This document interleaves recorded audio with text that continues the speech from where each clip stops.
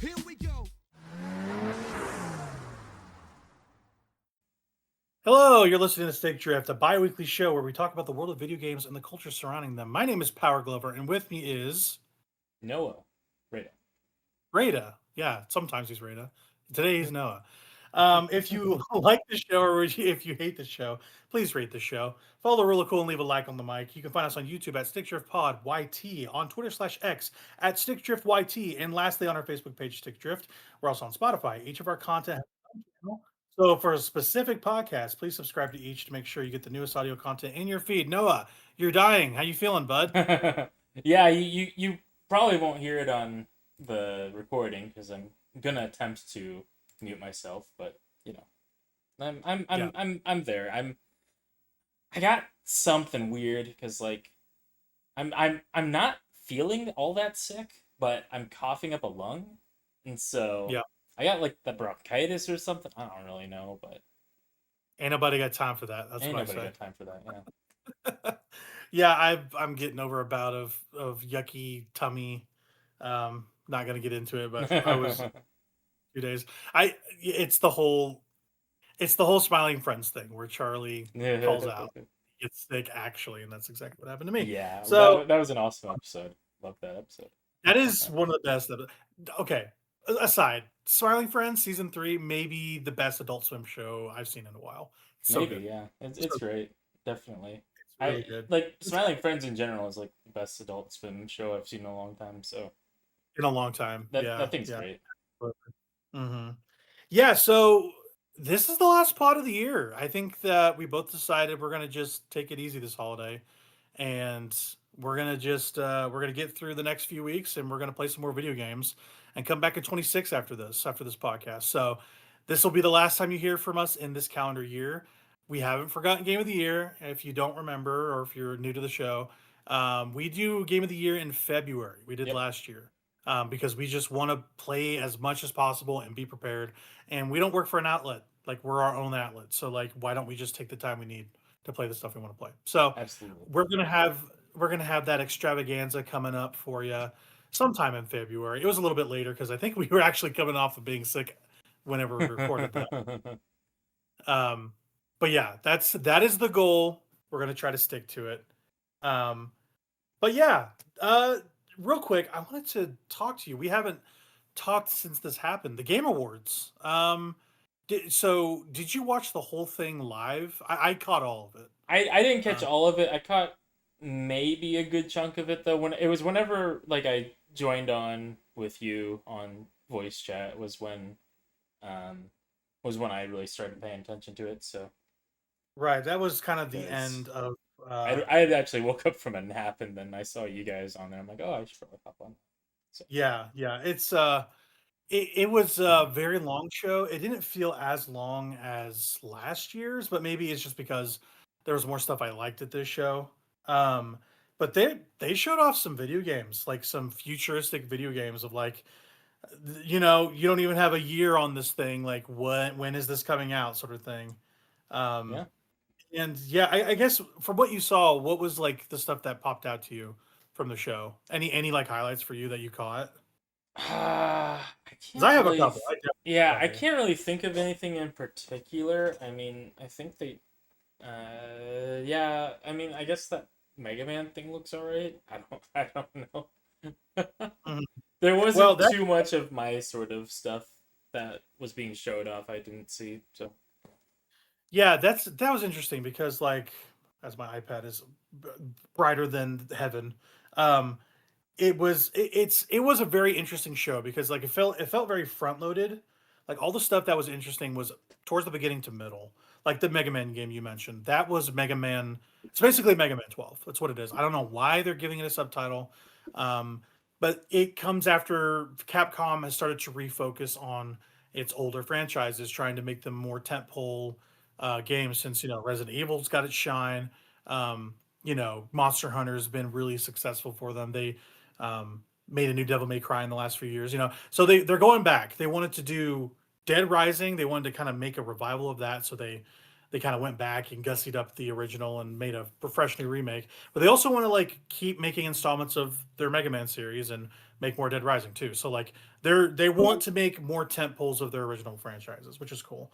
Um, but yeah, like there's some interesting stuff here. They showed more Resident Evil Requiem, which personally I am the most excited for that game next year. That's a February game, I want to say.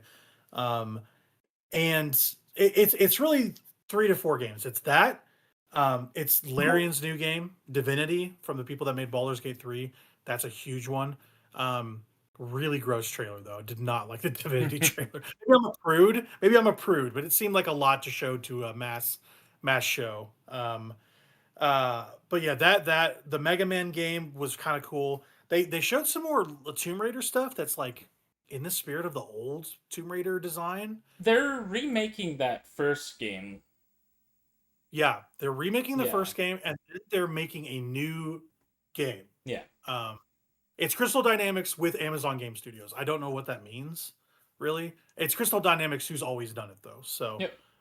and they were working on that Perfect Dark remake before, or reboots, whatever, before that got canned by Xbox. So Yep. they've been busy with that, and it sounds like this game. So those were kind of big, but the biggest news I think at the show has got to be that new Star Wars game. There was two. There was one specifically. There was a pod racing game called, what was it called? It was like Star Wars Galactic Racer. I think it was called Star Wars Galactic Racer, which looks cool. It's a pod racing game. And Fate of the Old Republic, Star Wars Fate of the Old Republic. So the provenance behind this is it's Casey Hudson, the guy who did the Mass Effect series and the original Knights of the Old Republic. So it's a pretty big deal. There's been a couple rumors floating around about Saber remaking the first and second KOTOR game and adding back content that they missed from 2 back in. So they're bringing back those games in a way and also making a new one, which I think is pretty interesting. And if it's anything like Casey Hudson's pedigree, it's going to be a Mass Effect game. So Mass Effect type, RPG, conversation wheel sort of thing. So yeah, that's the one for me. I think that's going to be really cool. But yeah, so you're not a big like Larian person because you didn't like Baldur's Gate 3. No, I couldn't really get into it. I mean, yeah, I wouldn't say like I'm like opposed to the game as much as I just couldn't really get into it. Yeah, it's a very specific thing. I'm not even that well versed in CRPGs, really. Yeah, I'm not either. It's not really my genre, so. Yeah, and it feels like, I don't know, it feels like the CRPG, but like with a bunch of Mass Effect-y stuff. Like that's kind of why people like it. Mass Effect is also not my type of game, so like, yeah, it's just not for me, basically. Yeah, for sure. I think Mass Effect 1 and 2 specifically are great.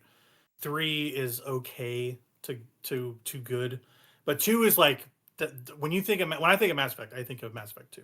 Sure. And Casey Hudson was instrumental in all 3 of those games. And yeah, if you want like the best, like, I don't know, cultivated sculpted sci-fi world in a video game, it's Mass Effect, I think. Maybe. So that's always a good recommendation in my opinion. But yeah, I thought the Game Awards were okay. Claire Obscure swept. I mean, Yeah, I don't think it got everything. It did. Yep. I have never seen a game that decorated. Yeah, it was so decorated, that game. It's kind of crazy. It is crazy, but like I'm of two minds about it. Where it's like, okay, so you're having these guys 8 million times, very Return of the King like, but like, I don't know. It feels like the show for that game. I don't know. I guess Yeah. you can't help people shooting, but yeah, it wasn't a great watch. We'll put it that way. I mean, and that's like a user curated sort of reward show, right? Well, so kind of. They do have players vote on some award. Uh-huh. Like I don't know if they had this award this year, but they've had player choice back in the day where they just like everyone votes for their favorite game. Like I think Black Myth Wukong won that last year for some reason because that game was popular. Yeah. And they might have had it this year. I wasn't paying attention, but it's usually the votes are sent from Jeff Keighley's people, the Game Awards Okay. people, to gaming outlets and influencers and people that actually play video games and cover them, and Yep. then they send their votes back. So the people like Jeff Gerstmann, Giant Bomb people. Yep, Like yep, yep, yep. they're the ones writing those ballots and sending them back. And In. So they're the ones writing Expedition 33. well, yeah, honestly, yeah, and it's probably going to sweep in regular award season for outlets too, because Maybe. it's. I like I said, I'm in two minds about it because it's a lot of praise, but I also play that game and love that game, so I'm like, Sure. I understand why it gets that shine. So, but yeah, it was a Claire Obscura show for sure. It was. It's gonna be interesting to see how Grand Theft Auto 6 comes out and impacts that. It's hard to know its impact, right?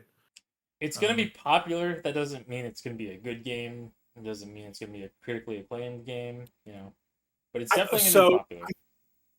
it's gonna be popular. Like Yep. I don't think that Yep. it's gonna be the biggest entertainment launch in human history. Like Yep. it's not. We're not. Let's not get it twisted. Yep. It's gonna beat Avatar and all kinds of money. Whatever you want to say. Whatever. Yeah. Um, I just think it. I think it's impossible for it to be a bad game because of just the amount of money they've thrown at it. They know what Sure. it takes to make a good video game. I just think by like it cannot fail. Like I just don't think it will be able to. It's literally a game that is too big to fail, in my opinion. Where it has too much notoriety, too much writing on it, and I think it just has too many resources thrown its way. Yeah. Like genuinely. It has yeah, I mean it's gonna be like fine tailored and tuned for that mass appeal that they're going for. It is the Kanye West of video games. Like that's just what it is. It's Yeah, tailored it's for like this mass appeal. it's like a cultural touchstone. A Yep. cultural touchstone in video Yep. games, and yeah, I just they keep moving that date back in a way where I'm like, is this gonna slip into 27? Probably not. Probably not. Right now it's in November, which is right before Game of the War. It's like I don't even know if it'd be eligible for Game of the Year because I think they have a cutoff in November for when they stop like counting games. Yeah. And I think the release is like mid to late November for GTA 6 for now. So I guess we'll see how it goes. But anyway, just a couple notes for Game Awards. It's getting more bloated every year with a bunch of like Chinese funding and outside funding and AI slop, and it's getting Gotcha Game Awards. gotcha awards. I mean, it's getting a little too opportunistic Mhm. for bad business deals and practices, but it's hard to kind of like tether all that into an interesting show people watch. So I don't begrudge Jeff doing the work because like Yeah. he's really like the gaming maestro. Like no one's doing it like him. There's not Yep. an E3 anymore. So, Yeah, like he beat the E3. guy. Like genuinely, he beat E3. Like there's no E3 Well, because of Game Awards, I would say. Like they would have tried to well, revive that it's thing, not just but that. It's not just that. It was a mix of things. It was just yeah. like people getting it's like with the advent of the Direct, like the Nintendo Direct. Like people were getting their needs met in different ways. Sure. Like it was a trade show for people that didn't want to show up at some point. Yeah. Like once Sony started skipping and like Nintendo was just not showing it, like Yeah. what do you have left? Xbox and Ubisoft? Like that was not something people wanted to see. The Direct You was know? kind of like a game changer for like the industry as a whole. Like Yep. that Yep. I think that was like Nintendo who really did like pioneer that sort of like Mhm. direct to the players sort of um Mhm. like messaging and broadcasting. The last like big presence Nintendo had on a show floor was for Breath of the Wild and Yeah. and Mario Odyssey. Like that was the last Yep. one. Yep. 2017, 2018 was Yep. around the time they kind of bowed out and became their own thing Yep. for directs. Um, and they're just more successful that way because they can control the messaging and Yep. they don't have a bunch of random happenstance, come about. So Yeah, yeah, no it's more more. compilations of, E3 mishaps. So Yeah, Miyamoto playing Wii music on stage and getting pissed about it. Yeah, none of that. Or Reggie saying my body is ready. See, my like you body's miss ready. some of that stuff. You do, yeah. Like No, you don't get the human side of these corporate figures anymore because they don't have to perform these things live. They can, edit it and just it's all just, even if it is like a live like stream, like they have such a controlled environment that like nothing can possibly go wrong because it's such a controlled 100%. sterile environment compared to an It's E so mhm. compared to an Yeah, E3 it's environment. it's one of those things where like like you said, they control the message, but like there's not a lot of authenticity anymore because of that. Yeah. And you miss that. Like um, you wouldn't have Sony dunking on Xbox with this whole direct thing because the whole game share stuff from the Bobby or not the Bobby Kotick era, the whatever his name, the guy with the punchable face that went to Zynga. I can't remember his name.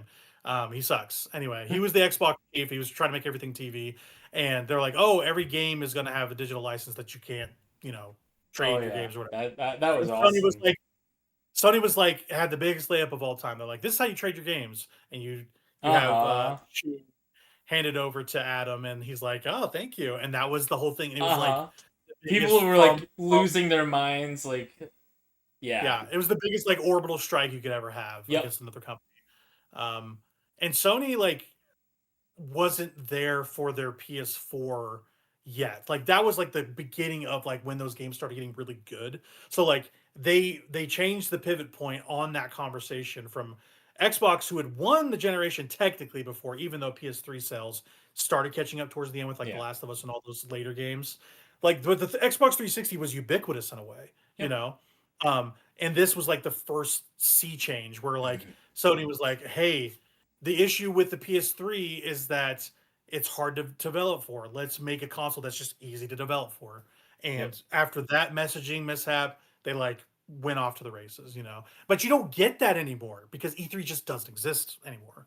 Um, what you have left is a bunch of directs and Summer Games Fest, which is hosted by Jeff Keighley. Yep. So, um, yeah, it's just like a consolidation in different ways. It's not a consolidation. It's more like pockets of things, right?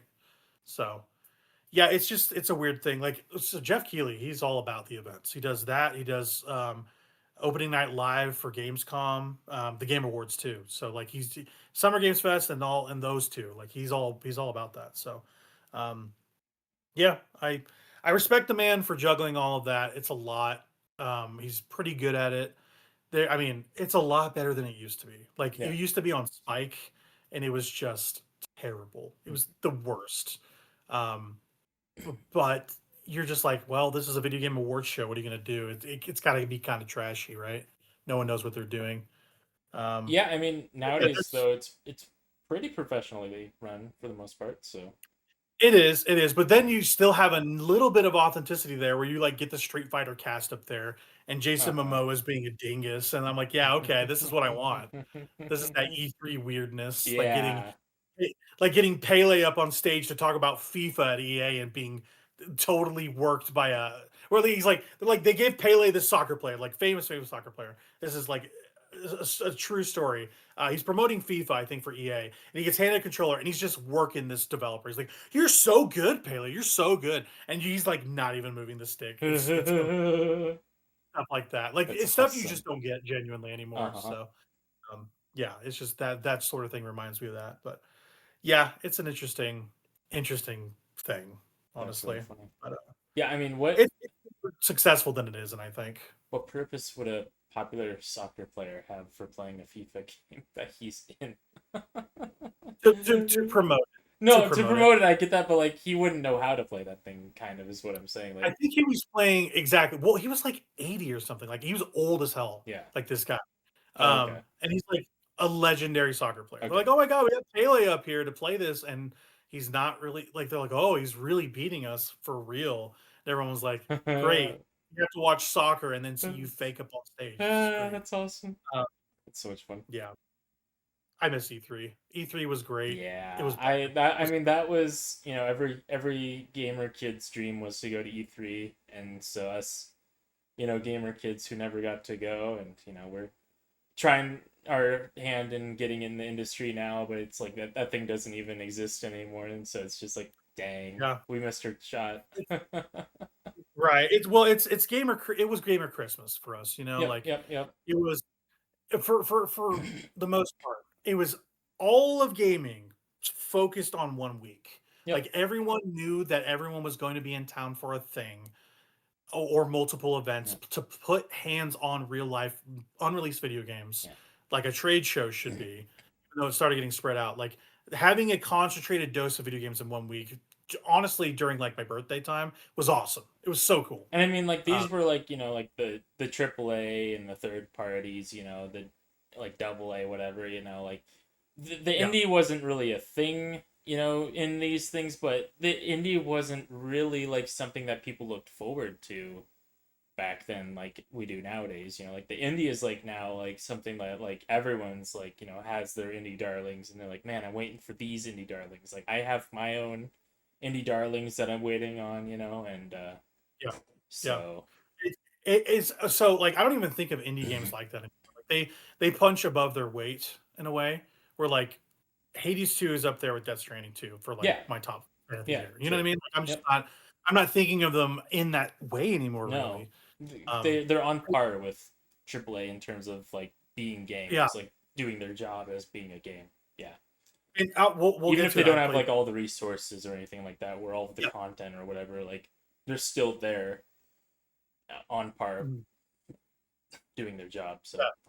Yeah, yeah. It's we'll get to it in the game block too. Yeah, because I played a really interesting indie game that I kind of want to talk about. But it's just like, yeah, there are just a lot of good video games being made these days because it feels like everyone has gotten this sort of like literacy on just how to develop even smaller titles that they can kind of punch above their weight in a lot of ways. yep, Uh, and it's just yeah, it's just different world. Like all these indie games used to be like either shovelware or games that came out on like Xbox Live Arcade, like stuff like that.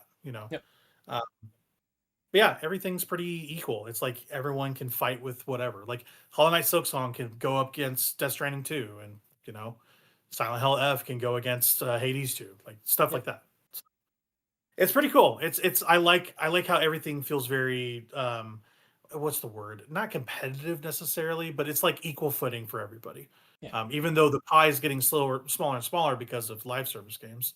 Um, there's more and better games out there than ever There, before. yes, yes. And like the thing with the live service games, like genuinely, it's hard to wrap my head around like a free to play live service game being like I don't think I could ever like consider free to play live service thing like my game of the year type thing, like a game award type thing for myself personally. Like I Yeah, I just I don't think I could ever find one of those that would be like that changing for me. Like I'll get hooked on them sometimes and I'll play them hours and hours. Like I have sunk fathomless hours into Genshin Impact, for instance, but I don't even like that game anymore. I don't like any Hoyoverse games right now. Like I can't think of one that I would go and like pick up and play. Like I did my yeah, time with those games and I enjoyed my time with those things, but they never stuck with me.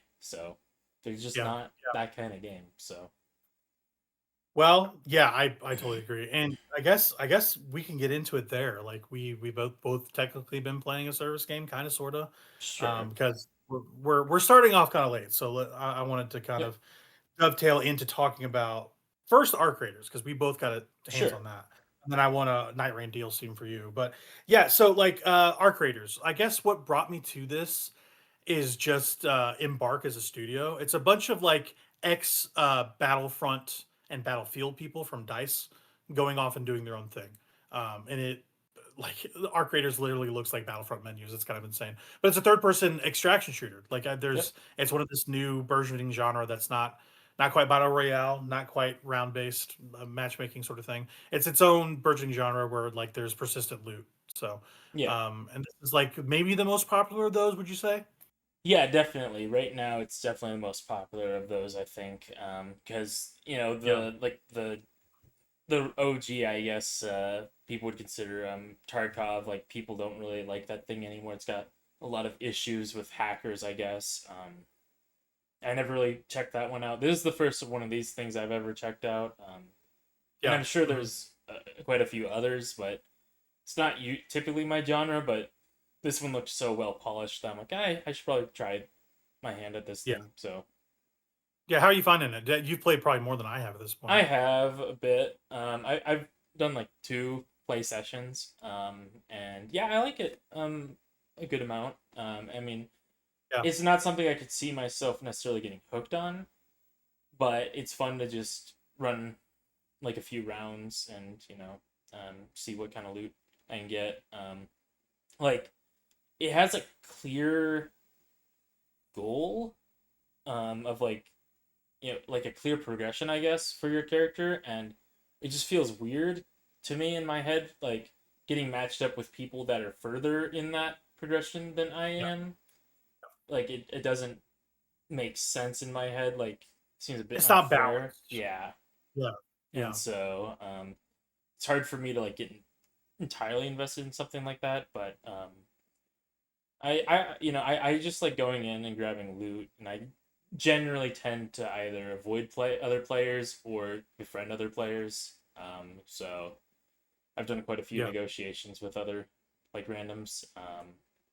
Yeah, that's the To thing. That's the thing about the game. Like is the proximity chat stuff. yep, Um and other games have done this, like Call of Duty has some proximity chat stuff, and I think Battlefront has, or Battlefield has some of this stuff too. Um, it's not just a hot mic; like you can actually converse with players and go like, "Hey, buddy, don't move kill me. along here. I don't Yep, want any trouble." Yeah, yep, um, or team up with them or whatever. And yep, just having interesting, dynamic conversations with people that you don't know is just exciting. It's an yep. exciting idea. It's fun. Um, yeah, it's taking forward that let's call it friend slot mentality of proximity chat with players and making it kind of like talking to the opposition in a way. Um, Yeah, in a they're. way I that's mean, like they really are the opposition, but also like they're also just other players that are wanting loot. So like, if you yeah. have like shared goals, or you're both doing risk analysis, and like, hey, I don't want to lose all my stuff by having a kerfuffle with this guy, so Hmm. or doing the risk analysis of like, hey, there's this big robot that I want to go kill. I need to recruit people to help me kill this thing. So, um, Yeah, and it feels tailor made to be played with multiple people, 2 to 3 people, um, because, like, the encounters you have with the arcs, the robots, are pretty tough, like, they're yep, tougher than the humans sometimes, and they take a lot of bullets, and bullets are pretty yes, scarce unless you yes, craft them, but the structure of it is like this, it's an extraction shooter, and I'll kinda get into, like, the genius of what that means for me a little bit.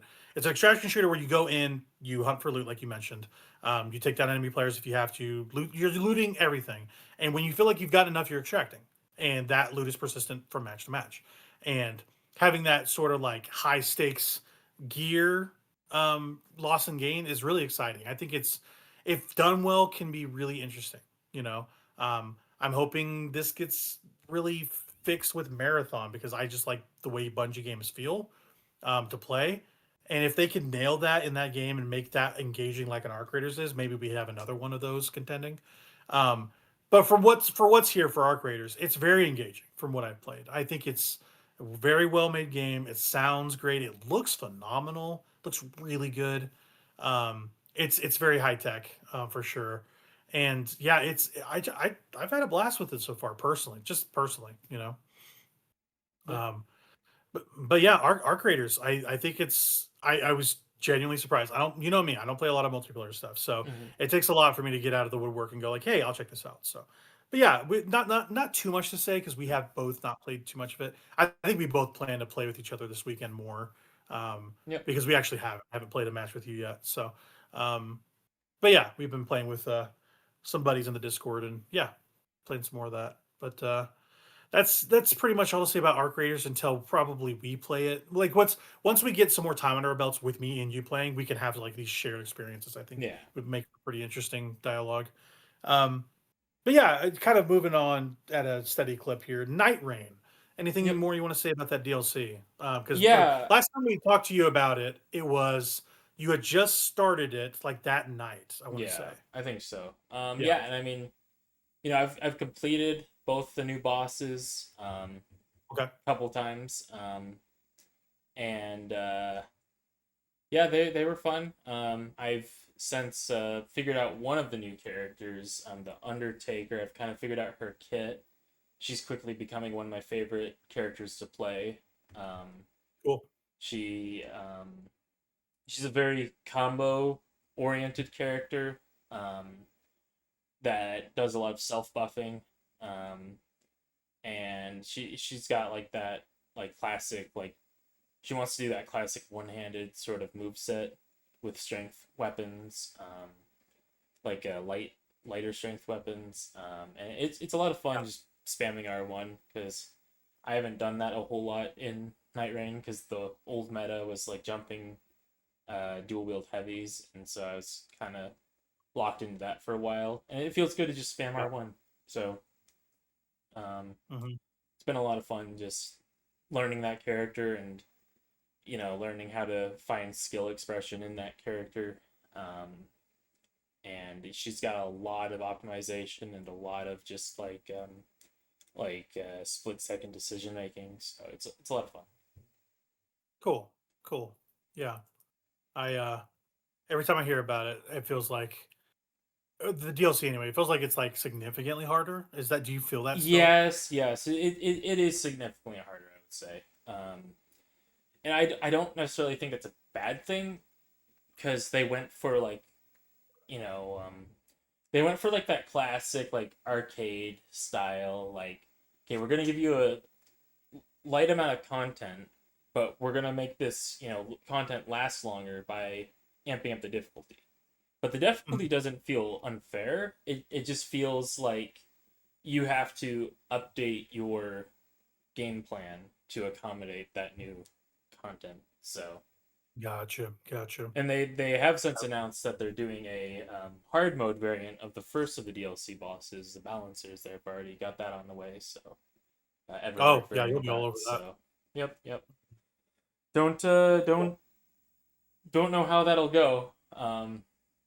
But I'll I'll at least hop on and solo it if nothing else because the game's significantly easier. They have a lot of safeguards in place for solo play. You get like a Yeah. ridiculous amount of revives. Like I think the max I've had was like 5 or 6 revives before in solo play. So like you can kind of just throw yourself at the boss a bit, not have to be Hmm. nearly as careful.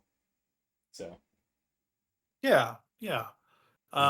Every time I hear about you playing that game, it seems like the incline is steady and it's difficult, but you're always getting through it yep, after enough like cracks at it. So yep. That's yeah, how that I game I just like is. We yeah. actually my group was stuck on the Everdark Libra. We weren't able to get it through it as a trio. But with the latest DLC release and all of us playing DLC characters, we were able to get through that because that DLC drop, those characters happened to have a lot of tools that were very helpful for that Everdark Right. Libra fight. So, um, Hmm. so we were pretty happy we were able to finally get through that fight. Cool. Yeah, it's good to hear. That's good. Once I get my hands on it with you guys for realsies, I will talk about it at length too, I'm sure. That But game's really fun, really fun. It takes a lot of hours to figure that thing out, a lot of mhm. dedication, but it's very rewarding in terms of you know um, like once you get the rhythm of it, then you can start figuring out your own like play style, your own sort of skill expression, and there's a lot of unique things, especially with the new characters, because the new characters add very different play styles. One being like a consumables character that's heavy on the sports side, and then the other being a um, high skill expression combo character that wants to do the whole Elden Ring thing of buffing themselves before every fight and constantly Yeah. having a ton of buffs on themselves and shredding through the bosses. Okay. So Cool. Cool. So that's some more Night Rain for you. I know everybody's looking forward to hearing more Night Rain because no, that's Noah's favorite game this year. I'm pretty sure. So yep, it yeah, still is. Yep, it'll I we love that will thing. we will And be I talking mean, about it again. I guess that thing's live service, but it's not because it also has like like I bought that thing and then I can't like use Erd coins to buy like skins or anything like that, right? Like you get the skins through playing the game, right? So like Yeah. I Right. mean it's a game with live service content, but it's not like a free to play like live service like thing is like the distinction Yeah. there, I think. Right. Right. That's an important distinction, I'd Yeah. say. Um, but yeah, some little tidbits. I guess I want to kind of get into. I've beaten a lot of games this past 2.5 weeks. Just stuff I've been like plugging away at and that I finally got through. Not in a way where I was like trying to get to the end, but I was just like, oh, I'm like here at the end of this game. This game, like it just kind of all happened at once. Um, but yeah, I mentioned Marvel's Cosmic Invasion in the last podcast. So real quick, it's like 4 hours, 3 hours, Mm. maybe that little story arcade run, whatever. But I really enjoyed it. That game is really good. I think just the thing that got me through the most is the variety of characters. There's 15 characters. It's a lot for a beat Oh 'em wow. up to start with, and yeah, and they'll add even more. And it's not just that; it's a lot of characters that you're not familiar with Marvel stuff. It's got to do with a lot of the cosmic stuff and Mm. Annihilus. I'm not as privy to that stuff as like what the MCU offers. But they get enough down the line. I'm sure they'll bring these characters to the screen at some point. But yeah, it's really cool. Like there's like Cosmic Ghost Rider and like Rocket Oh, Raccoon and yeah, exactly. fun. I forget. There's like a Captain Marvel, but like a different Captain Marvel. That's pretty cool and really fun to play. Silver Surfer's in this game. He's amazing. He's Ooh, like I my like favorite character. Silver Surfer. He's He's cool. super good. He's like, if you were to get this game, I think you would like really, really like Silver Surfer. Yeah. Um, but the game is just really good. I think it's better than TMT in a lot of ways. Um, the thing with TMNT that I ended up liking for a lot of it is you could spam an emote and build up meter, and it gets really annoying on the screen. Like Yeah. for instance, Michelangelo, if you do his meter, he goes "Party, dude!" until like he gets a full meter, and it gets really, really irritating. My wife saw me playing that one time with my brother and like, "Can you turn that down? Like, I'm actually gonna lose my mind." Uh, and I was like, "Yeah, That's okay." So I never brutal. played that with the volume up. Yeah, it is Uh, brutal. As far as I can tell, you can't do that in this, which is an improvement. yeah. Um, but yeah, it has a lot more bosses than TMNT. It's longer. It's like twice as long. Um, there's just like a lot of variety to it too. If you're looking for just like, excuse me, a really good beat 'em up that's you know, relatively cheap. I think it's a little bit more on the pricey end. For $30 for like a game that's 4 hours, it's kind of like It depends on how much you're gonna play of it, right? But as for me, I think I'll give it a pretty high recommendation for a beat 'em up. They're not like high art or anything like that. Um, Yeah. but I think it's super fun. It's really fun. It's a good way to kill a weekend. Absolutely. It's even better co-op. I played it with my wife and she loves it. So Yeah. really, really cool game. So Marvel Cosmic Invasion. I recommend that. Play that game. It's on. I played on Oh, Switch 2. That was like the place to play that because I could just take it with me. So, um, oh yeah, and also the pixel art is just mwah, gorgeous. It's so good looking. Um, yeah, and then I also mentioned this. I think maybe not on the last podcast, maybe the one before. I finished Dispatch. Dispatch is a game from Ad Hoc, the company Ad Hoc. I don't know if it's Ad Hoc Games or whatever, Ad Hoc Studio, but it's a Telltale like. I've mentioned it in the past, where it's like narrative choice. It's kind of not all the way a game, a little bit. You're picking and choosing prompts and choices, and it'll, add some fun wrinkles to a story that's kind of predestined. But I think I think the characters are just really good. Like we're gonna have a character of the year, um, for our game of the year, and the main character for Dispatch is going to be up there. He's incredible. I think Robert Robertson's a really really well acted, rendered, and honestly displayed character. He's very fully formed on screen. Um, and the game part of Dispatch, I think, is really fun. I'm not going to get into the particulars for the story. If you know anything about The Boys or Invincible, it's playing in that sort of territory, but with a little bit more jokiness than like a Boys is. Like Boys can be like really mean, like mean spirited. Dispatch isn't really like that. It's gritty and brutal for sure, and it's very adult. I don't think it's a kids game at all. You should play it by yourself if you're an adult. Um, but it's really good, I think, and it wraps up super well from what I've seen, and it's been popular enough. I think they might make a second season of it. So there's 8 episodes, each about an hour and a half apiece. The last episode was a little bit longer because there's more game to that. But yeah, just the quick gist about how it plays. Like you dispatch heroes. That's your job. You're a dispatcher. Think of you as like a 911 operator just for dispatching superheroes to like hotspots and crimes. People like pay a subscription to like have superheroes fight for them is kind of the idea.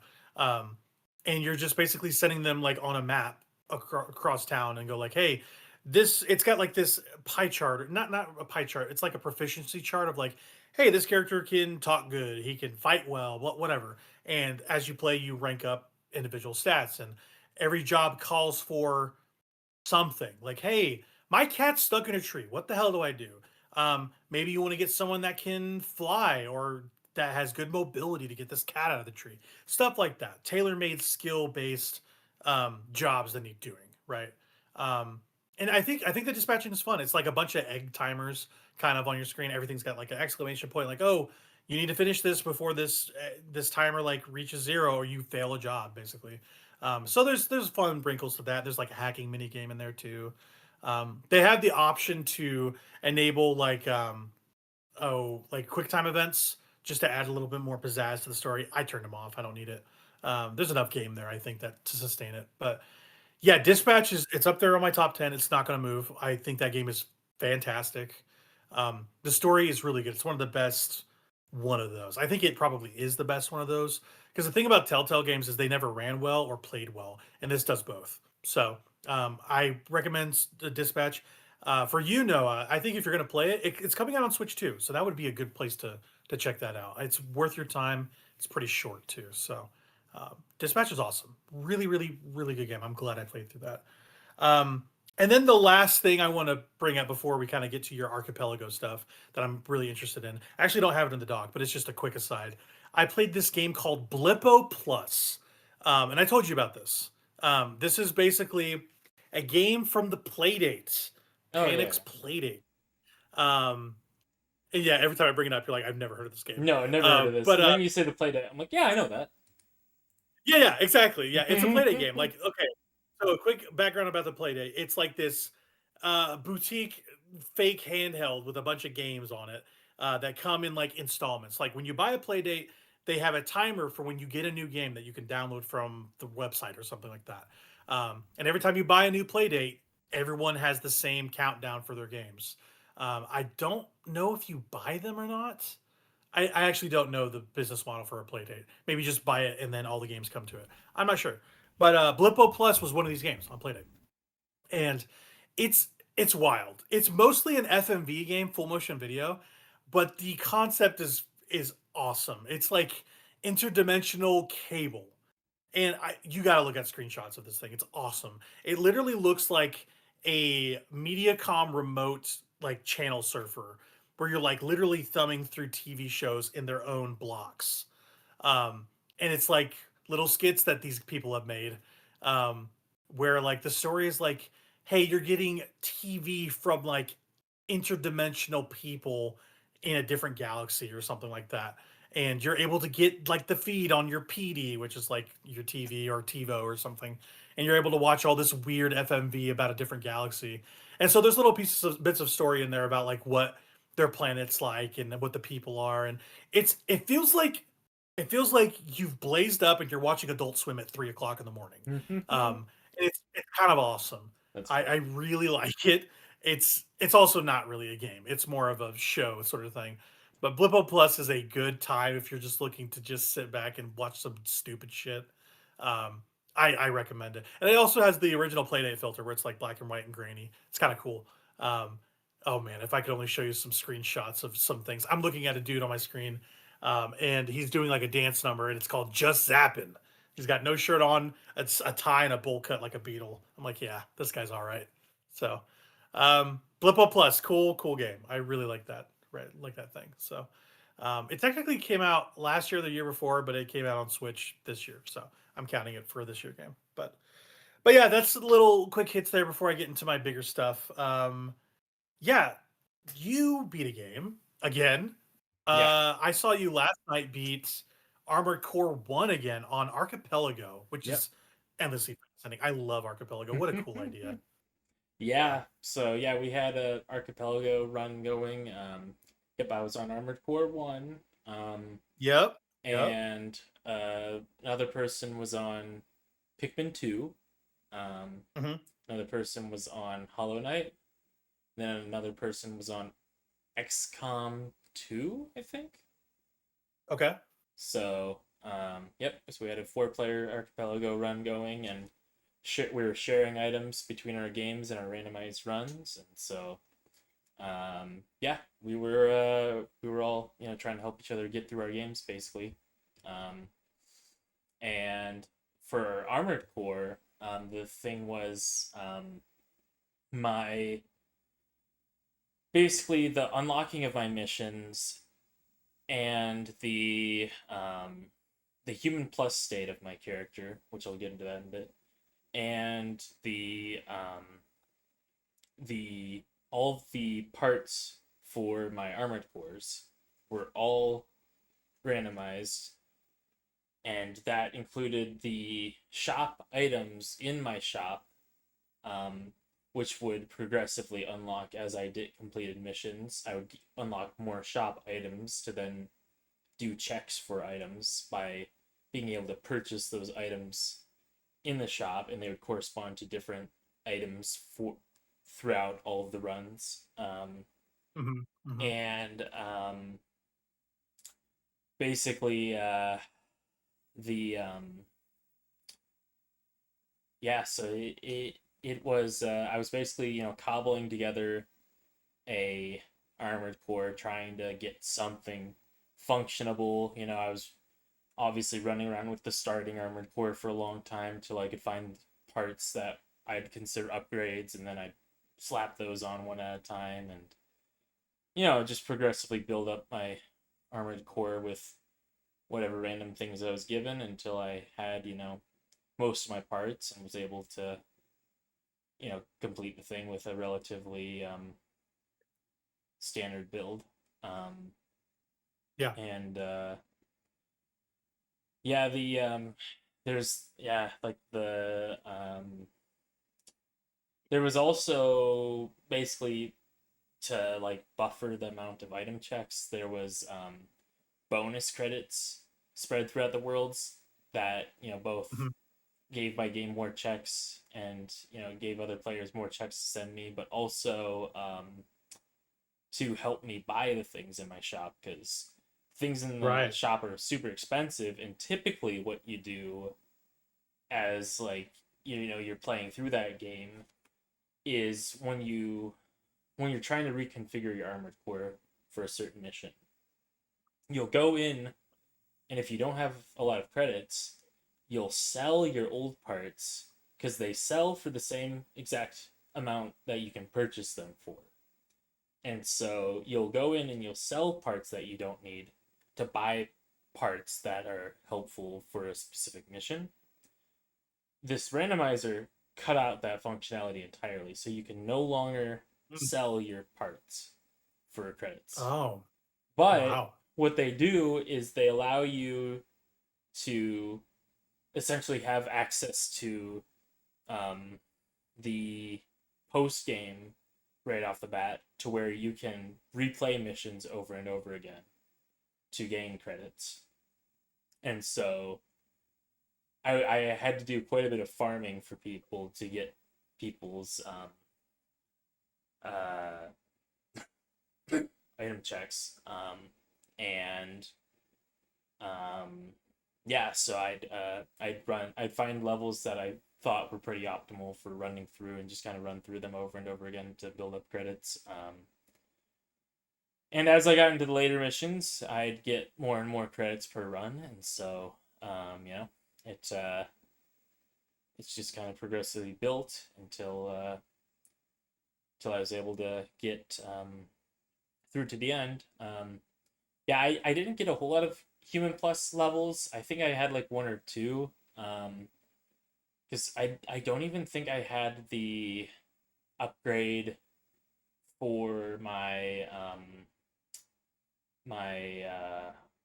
laser sword. Because basically the upgrades go built-in simple radar functionality, and then there's like an explosive effect added to your laser sword, and then I think the next one is, oh gosh, what is the next one?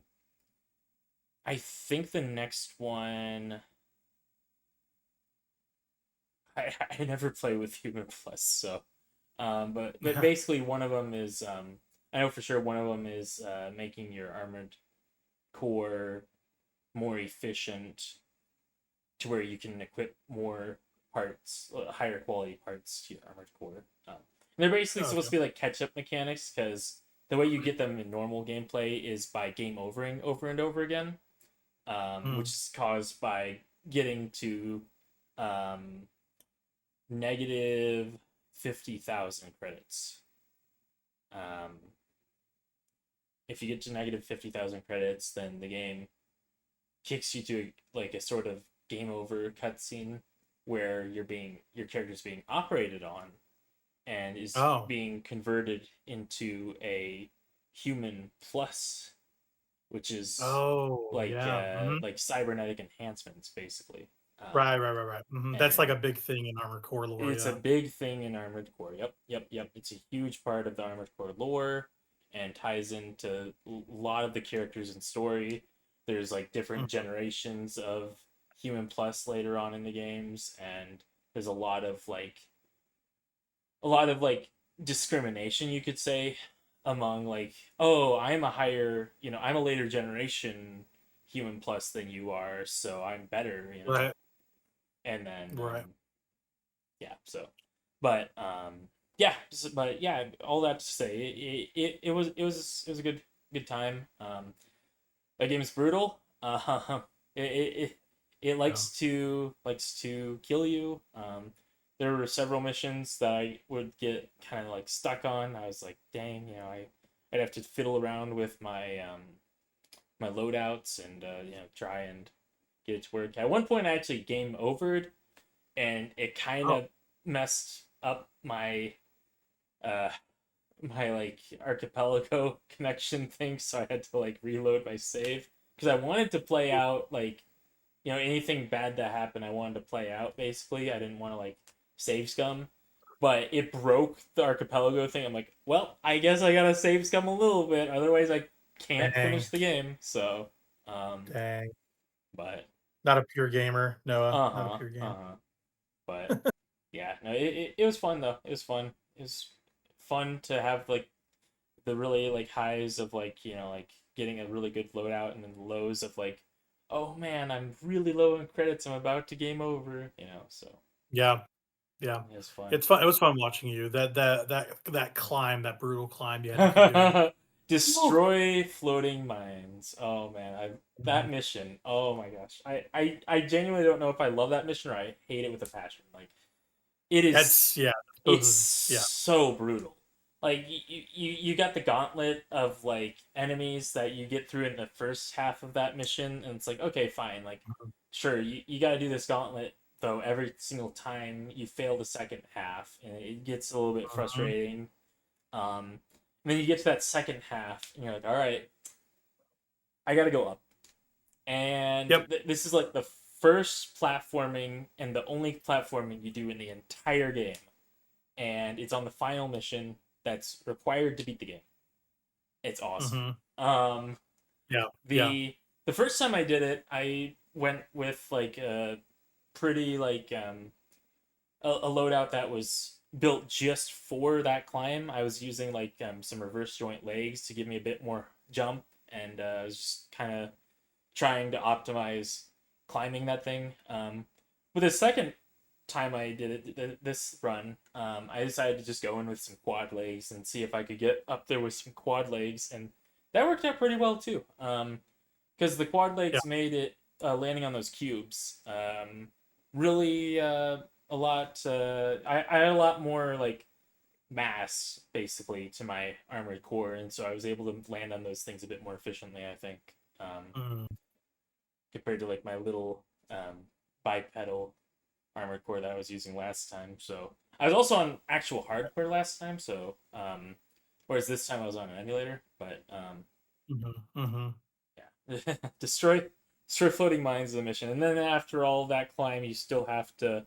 You're like super low on health because of all the turrets and empties and things that are shooting at you, and you finally get all the way up there, and you have to face one of the most difficult armored cores in existence to face Nine Ball, and he is like the bogeyman of the Armored Core series, and he is loaded with a setup that is specifically designed to kill you quickly. Because it's the same loadout that you want to load into, pretty much. Like, he's using like rocket launchers, which in close quarters combat just eviscerates armored cores. So that same exact strategy is what you want to use on him, and you if you can just get him to come to you rather than you go to him, that's the best way to do it, because he's basically got aimbot, and so you have to get him in a corner so that you can be on even playing field of, okay, now we can both just shoot rockets at each other in close quarters, and whoever dies first dies. So if he dies, he dies. Yeah. But it's fun, and then you get to finally see your first sighting of All Mind, which is the real big bad of the Armored Core series. They show up in like almost all the games, I think. Okay. So, evil AI sort of shenanigans. Very very so different. Yeah. These days. Yeah. So that's the real villain is the evil AI. So it's yep, that's what I hear. Yeah. You like that game? It's a cool watch. I like watching you play that. It's very visually interesting, I would say. Yeah. You liked that mission, the where you kill the struggle leader and you're going through those like temple ruins. It's pretty cool. Yeah. I love it. It feels like it's ripped right out of Kingsfield. You're just like going through like these like, and like it's rigged with explosives, but then it's also got like fireballs shooting at you, and like it's fun. It's difficult, but it's a fun mission for sure. Right. Right. Yeah, that's your second time through it, and then it was entertaining the first time when I watched you play some of it. So that's it's Armored Core. I plan to play 6. It's on my short list again. So we'll get through it. Yeah, this is my second archipelago. The first one I did Dark Souls 3. And loved that. I absolutely adored that. I did one briefly with Sonic Adventure 2, but we weren't able to finish that one. We just never got around to it. But my time with Sonic Adventure 2 was fun in that one. But the game doesn't lend itself as well, I don't think, as like a FromSoft game to that sort of setting for me. So gotcha. But if I did one again, I'd probably do Dark Souls 2. So I love that game. So yeah, that's a good one. I played a little bit of that on PS5 because they just basically brought back that PS1 version, and it plays like you think it would. So that's cool. It's pretty cool. Yep. It's they let you play with the D-pad. Yeah, they let you play with the D-pad. So yep. You use those triggers to look up and down, like that classic FromSoft control scheme. It is that game. Yep, it is that game to a T. Once you get down, like once you figure out the claw, like that game works, right?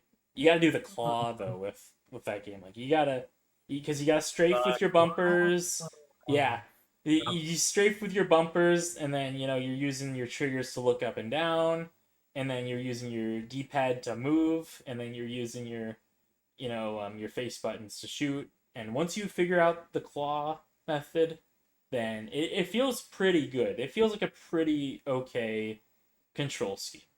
It's not very modern. There's no modern lock-on-ish stuff to it. I'd have to play Armored Core 6 again to figure out if I like that better. I probably like that better, but it's still fun. It's still fun, and it's still it's very rudimentary, and it feels like your choices really do matter in that game a lot. It's one of those games where you have to make a lot of wise decisions on how you're spending your resources and how you're going into missions, because every bullet counts towards your credits. You pay for your bullets, you pay for your repairs, and you pay if you pay a lot if you fail a mission. There's a lot Right. of negatives for failing a mission in that game. So Yeah, it's a toughie. It's a toughie. That's a tough game. but it's fun. Um, It's a lot of fun. yeah. Speaking of a lot of fun, a little check in here. I saw that also not in the doc, but I'll be quick because I just played this. Final Fantasy VII Remake Integrate has a Nintendo Switch 2 demo, and I gotta say that thing is snappy. It plays just as good as the PS4 version, and it's kind of a miracle. I think it's so cool on That's Switch 2. the first part of that remake. It's the first part of that remake. It's the Okay. part I prefer actually, Yep. and it's coming out at $4 here in about a month or two. And I'm like, I'm gonna be all on top of that. I beat the Sure. demo, no problem.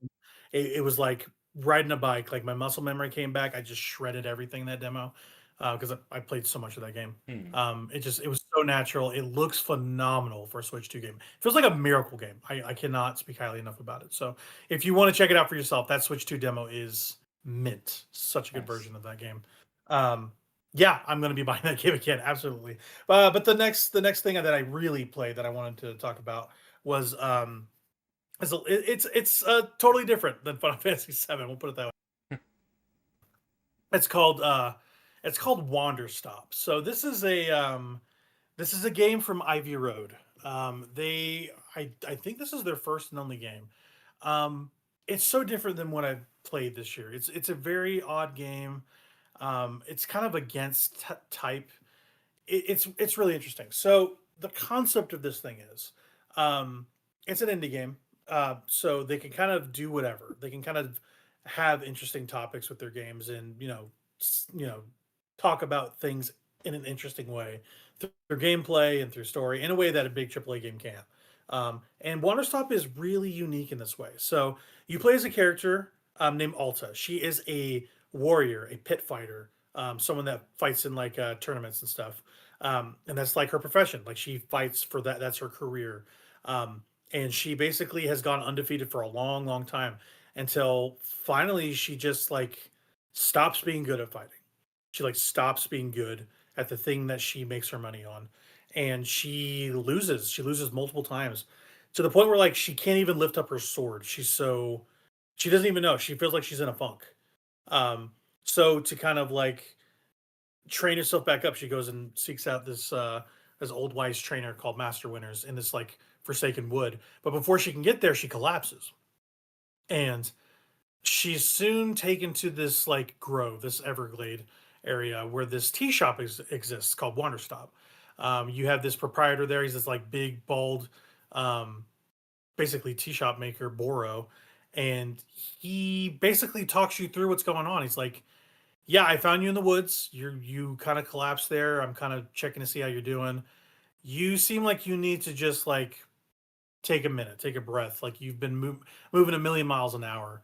And it's about burnout. This game is about burnout, and it's so real for me. Um, it's so resonant for me because like it's something that we can all agree with. Like you've gotten burnt out with work. I've gotten burnt out with work. Like it's talking about this stuff. I've never seen a game do that sort of thing specifically, where it's like Alta is having an issue where she's like, I know I need to relax. I know I need to chill out. I know I need to take things at a certain pace. But the act of feeling that I need to take a break is exhausting. Like it feels like I should be doing something because that's how our lives are. They're all a matter of like tasks almost. And that's how she felt her life has been. And so this game really wants you to slow down. And I think it's super brilliant. Wanderstop basically, since she can't do much, she can't even pick up her sword.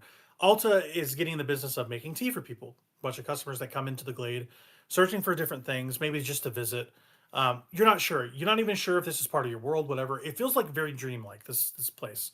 But you have people come up to you and they ask for tea, like, "Hey, I'm looking for this certain feeling that I need, and I want this certain flavor, whatever." So you kind of have to suss out details of what their drink order should be, and the way you do it is very like kind of Animal Crossing like, where you're planting flowers, you're planting blooms, and you're watering them and cultivating them, cleaning them up, and then you're basically taking it inside to the shop and creating a tea mixture, a brew, for characters.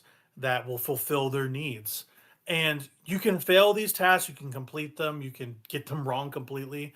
But the game doesn't punish you anyway. It's like it makes it feel like a learning experience.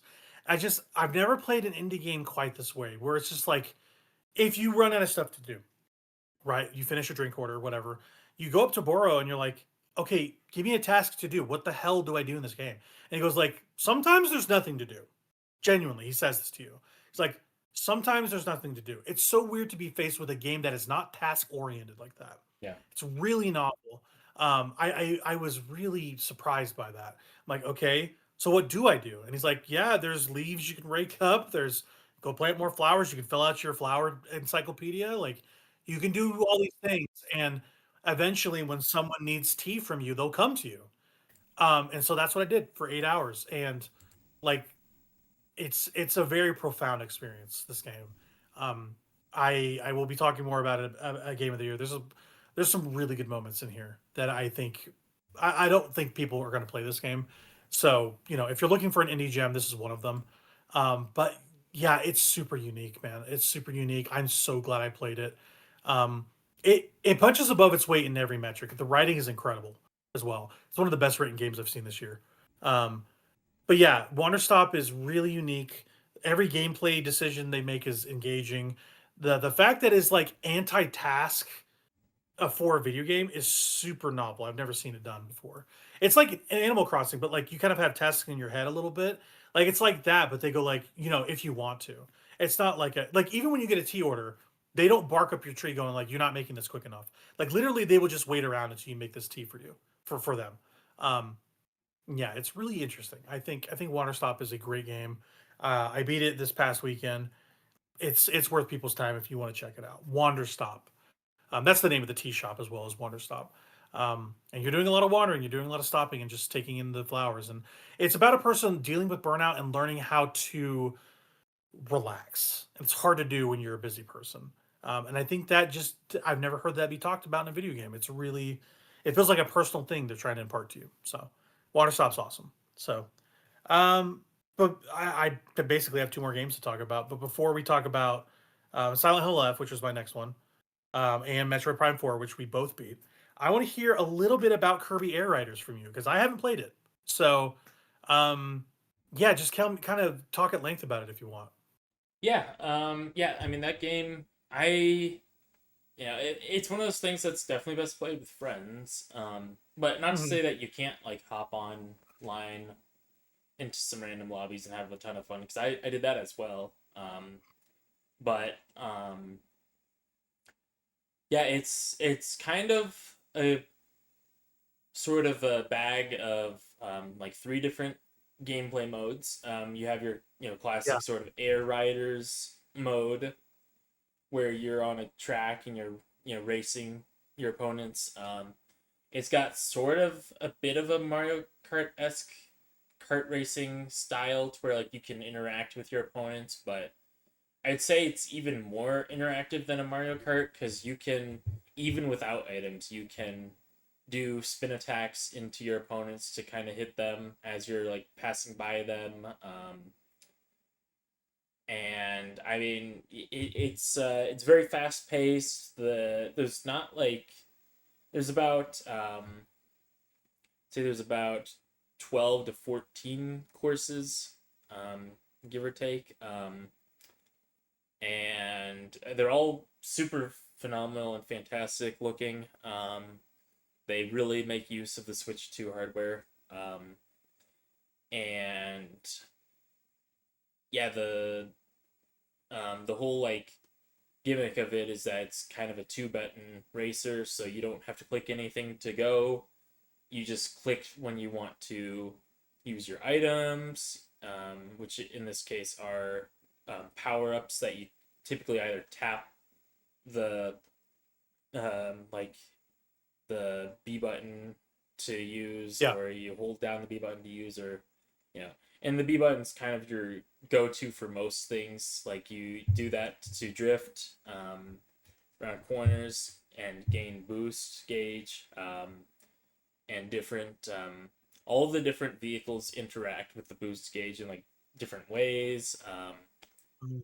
Like I use a vehicle called the Bulk Star that likes to it doesn't get very much actual like momentum forward after doing a drift, but it has overall like generally good stats to where as long as you keep your boost gauge up, it will propel you forward quickly, but if you don't keep your boost gauge up, then it will halt to a stop.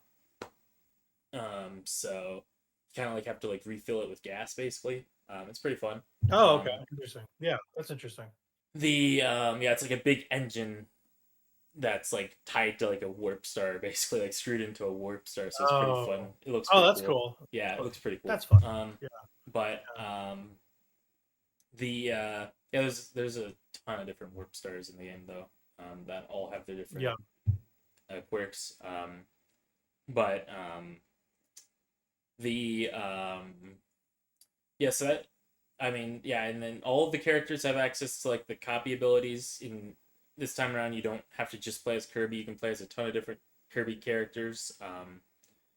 And there's been a ton of Kirby games, and every game has like its own like set of characters. So there's characters from like all the different Kirby games, basically. So Mm-hmm. I like Chef Kawasaki. I'm a Chef Kawasaki guy. Yeah, he's a good character. Yep. I've been griefing with Lololo and La La La lately. They're a lot of fun. Nice. Mainly because you get to hear the announcer say Lololo and La La La every time you every time you pick them, and also their special, which is the reason why they had to add a second button, is because they added specials, which are basically like an ultimate move that every racer has. That's unique to them. And for Lolo and La La La, they throw cubes. Oh, okay. And let me tell you, I've made one or two enemies throwing those cubes. People do not like getting hit with the cubes. No cube, the bad cube. Yeah.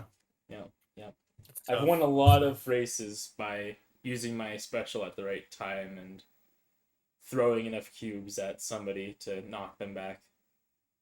Right. I'm sure they were big fans of that. Absolutely. Oh yeah. But it's fun. Lots of customization. You can deck out your vehicle however you want. So very modular, like in terms of like the art of your vehicle, I guess the look of your vehicle. You can decorate your own vehicle. And you can put like your own you can put hats on the racers, like whatever hats you want to put on your racers you can put on them. So like I like to put cowboy hats on my racers because I think that looks nice. So there you go. Yeah, there you go. It's fun with Lola and Lalala because there's the boy one and the girl one, but it swaps who it puts the cowboy hat on like every time. Like it chooses which one gets the cowboy hat basically. So one of them just won't have the hat, and then the other one will like have the hat. So it's fun. That's great. This game, like, they put a lot of work into like little quirky stuff about it. Yep. Yeah. It's a labor of love for sure. Like they gave Sakurai a game and said, "Brother, go crazy," and he's like, "I'll add a second button." I'm insane. He did. He added a second button. Yeah. There's just so much variety in this game compared to that first game. That first game really does just feel like a prototype to what this game is. And this game is like the completed vision of that original Kirby Air Riders. Like, this is definitely not just that game again. So that's the Air Rider mode. Lots of variety there. I'd say that's probably my favorite mode. Then there's the top ride mode where you just it's kind of like a top down view, and it's kind of like a arcadey, gimmicky sort of. You just kind of go around the course a few times and somebody will win. But it's fun. It's a good distraction. It's good when you're needing a break. And then for some people, the real meat and potatoes is the city trials. And that's where you run around in a city environment collecting power-ups and things to basically boost the stats of your character and then choose a vehicle on the map to go in ultimately into a mini game and complete a mini game with your vehicle and your stats and try and get first place in that mini game basically. Right. Right. Yeah, and this is in the first one as well, but like you said, it's more fleshed out here. Oh yeah, I would way say more fleshed probably. out. Yep. Well, and I mean, it's Right. modern, so it's got like online, Yep. matchmaking, and it runs really well. Like the matchmaking was fluid. I didn't have any stuttering or anything like that. So the servers work great. And I didn't get it. Didn't get around to playing the air ride mode on online matchmaking. But I definitely played a lot of the city trial mode with online matchmaking and had a ton Okay. of fun with that. So Yeah, my issue with it was just like I didn't understand what was happening. Like, but once you put it into that context where you're getting power ups to play the mini game, that makes yep, sense. I just don't know. I don't know. For me, it was a control issue too. I feel like I didn't have a good grasp of it, but that's just me. yep. So Yeah, once you get those controls down, the the I guess the slipperiness might be a make or break deal for some people. yeah, I think that's what it is. It just feels very slippery. Yeah, I think I'm with you. But I like that because it's very, I think in that slipperiness it's very like modular, and so I feel like my air rider goes where I want it to go more so than any other like kart racer I've played. So Okay, I really interesting. click with this one.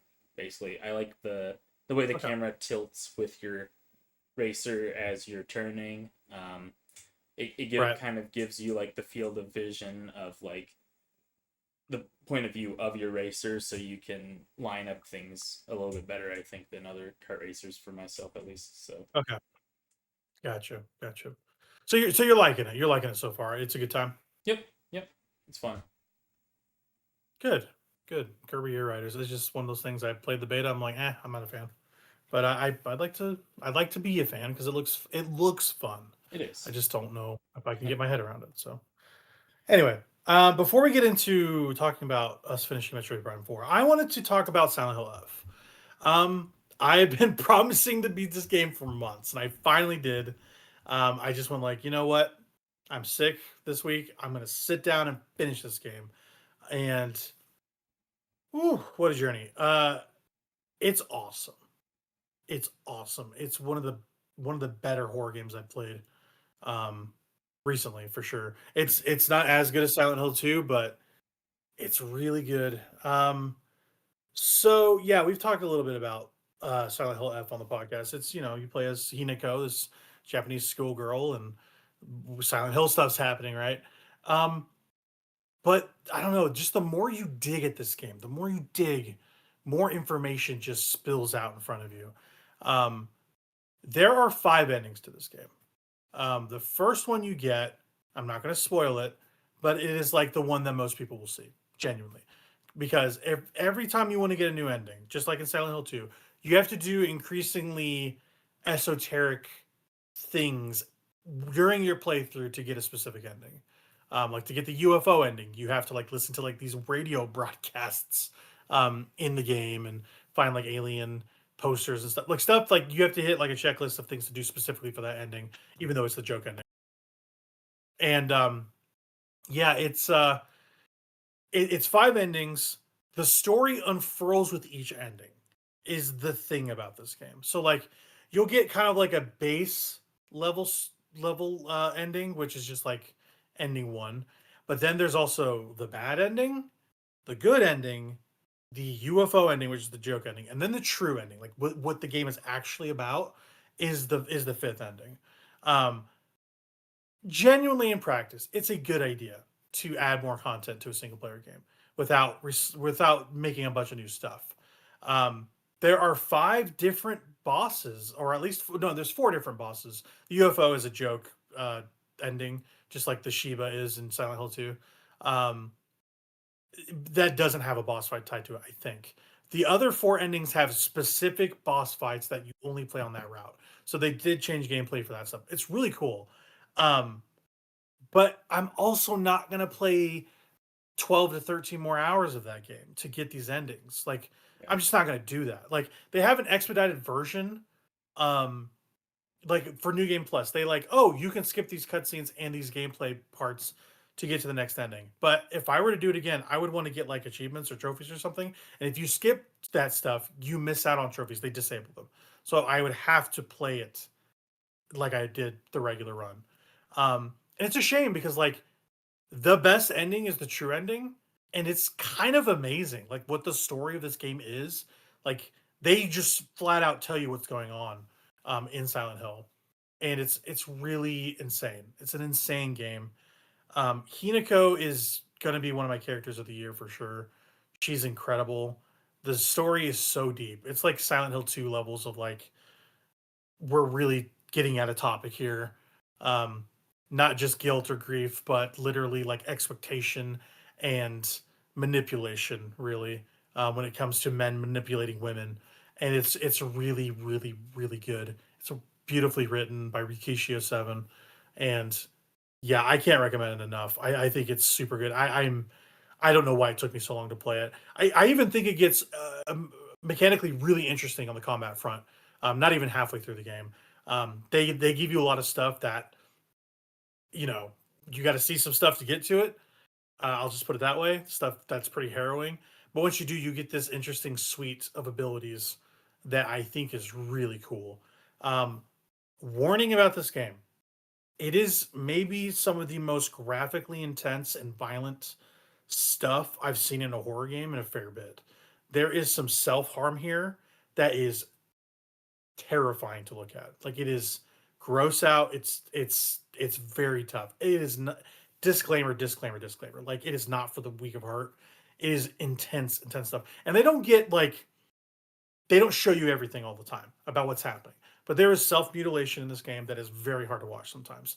Um, I'm just if you were interested in this game, just know that going in. I'm not going to give you specifics.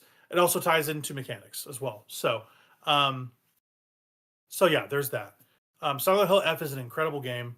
Um, I think it really, really sings towards the end. It's a shame most people are going to see the one ending because it's a great ending and it recontextualizes the whole game. But you need the other endings to really get the full picture. So what I recommend people do is play that game, play it through all the way, watch that ending, then go to YouTube, watch the other four. That's what I did. You get the full story that way, and if you want to watch some explainer videos after, it enriches your experience even more. I think the story, the full story, I wish was at the end of the main route because you can only get one ending through your first run through. The other ones you can get in New Game Plus. But I wish they had like the true ending at the beginning.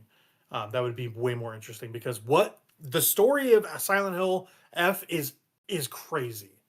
I would hopefully you beat this game, Noah, because I really want to talk to you about this at Game of the Year. I think it is super worth you, like super, super, super worth you finishing.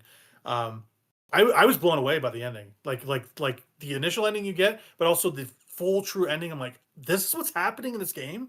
It's insane. Um, Highly recommend Silent Hill F. It's in my top 10. It's so good. I'm mad at myself. It took so long to play it, but it's a fantastic game. So, um, what I would say is like if you're feeling bored, just kind of push through that early stuff. It's really worth your time. It really is, and it's not long. It took me 15 hours, but I was taking my time. It's a 12 to 13 hour game, so really short if you want to see the initial run. So yeah, we have until February. I mean, if you want to take a couple cracks at it, I recommend it. I think it's awesome. Um, so that's Silent Hill done and dusted. I probably won't talk any more about it for a bit. That's cool. We both played and finished Metroid Prime 4. Metroid Prime 4 Beyond, the most much anticipated game, the game that they have been trying to make for 3,000 or so days, and maybe long, before that. long time. Yeah, long time. That's for sure. What? Long, long time. Yeah, I mean, 3 came out like what, like 2007, something like that. Is that right? Yeah, I think so. It's been a long time. Yeah. Yeah, it's been a long time. It's not the last Metroid game they put out, 3, but It's not even the last the last Prime game Prime. technically, but it kind of is. Yeah, and And they also carry some DNA there with Silex. He appears there, and he's also in the new one, which is They whatever. But yeah, they had that DS one and that 3DS one, but those weren't really Prime games, but they're in the Prime universe, so they put Prime in front of them. But you're like, yeah. are you though? Probably Yeah. not. Um, the gist is like this game has been long anticipated. People have been Yep, waiting for this thing. Um, and yeah, you really like it a I do. lot. I Yep. think. Yep. Yeah, take it away. Take it away. Yeah, I mean, genuinely, I think this is probably the best thing that you could play on your Switch 2 right now. Genuinely, like besides Okay. maybe Okay. Bravely Default, but yeah, I just think that this game is really fun, and it doesn't really waste your time at all. It's just kind of like a smooth and breezy ride all the way through for me. This game is just so streamlined. It's got that really modern, like squeaky clean streamlining that games are going for these days, to where they Yep. want them to be very accessible, easy to just rush through without having to have any outside help, and that this thing really achieves that in a lot of ways. And Hmm. Hmm. so, to people who like Prime games, I really think you should, like, you're doing yourself a disservice if you don't play this thing. And if you're, not into Prime games as much, maybe still give it a whirl. You might end up liking it.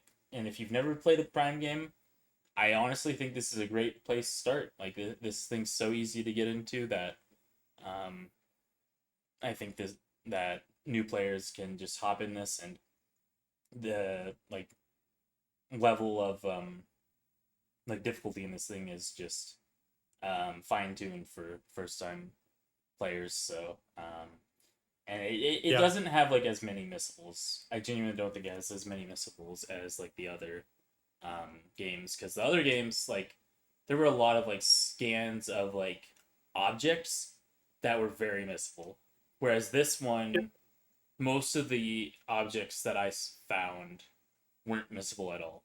I don't think I saw a single object Yeah. that I had to scan for completion that was missable. There wasn't even a lot of The scans only, that you had to do for scan completion, to be honest, compared to other games. So no, there isn't, but they're all bosses pretty much. Like yeah. they're mostly all bosses. So, um, yeah, I missed some, and it kind of annoys me.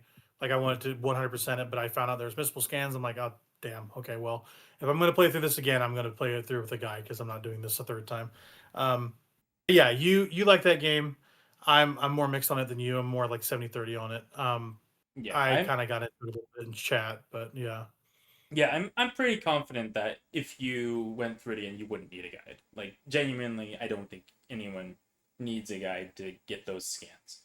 You scan the bosses, you scan things that come out of the bosses, and usually you're good to go. Ooh, Um, lovely. Yeah. yep, yep. If the boss is shooting something out, you try and scan that thing. You don't care if it hits you in the face first. You just try and scan that thing. One of the scans that I actually did have a lot of trouble with was these bat like creatures that they always have in the games that kind of zoom Hmm. in at you and home in on you and try and Oh, explode on you. yeah. They were a pain to Yep. scan. I don't think I scanned them until my third trip to the ice area. Then I was Mm. finally able to, like, go very slow in those tunnels and scan one before it exploded. Yep. But Yeah, they're tough because you can't even really see them until they start coming at yep, you. yep. I just had to Yeah. memorize where they spawn, basically. So, Right, but right, right, right, right, for sure. But yeah, you like that game. You think it's the best thing you can play on a Switch too, which I respect. I think it is a good, okay to good game. Um, Mostly good. I just have some design issues really. I just think it's flatter and not as interesting to traverse, I think. Like they give you a bike and they do almost nothing with it, I think, in my opinion. It's mostly a key and mostly a quicker way to get around. And I just didn't find it very interesting personally for me. Um, there are things to do in the desert, there are. Like there's an entire key hunt at the end of this game, very Wind Waker, very Metroid Prime 1. Well, honestly, 2 does this as well. All the Metroid Prime games have key hunt, and they do this again here. I just didn't. It didn't engage me, and also like I just didn't think initially it had any juice. Just the enemy encounters, but I'm happy to say I was wrong about that towards the end. Once you get more mechanics, once you get a better understanding and more return trips, um, you start to just get a better feel for it. But feel's not the issue I have with it. Like it's a very playable video game. Like I think anybody that gets hands on it goes like, yeah, okay, this game feels good. Yeah. You will obviously get through it if you like any Metroid Prime game. Yep. And I think it looks fantastic. It is by far the best Nintendo game, like on the looks front. Yeah. It's such a good looking game. The quality mode is 60 frames a second, which is insane. Yep. And it just runs really well, looks fantastic, and honestly, Samus has never looked better than ever, really. Yep. So, I like her Viola suit a good deal, and also the suit you get for getting a bunch of stuff towards the end of the game is also sick. Not to spoil it, people will find it for themselves.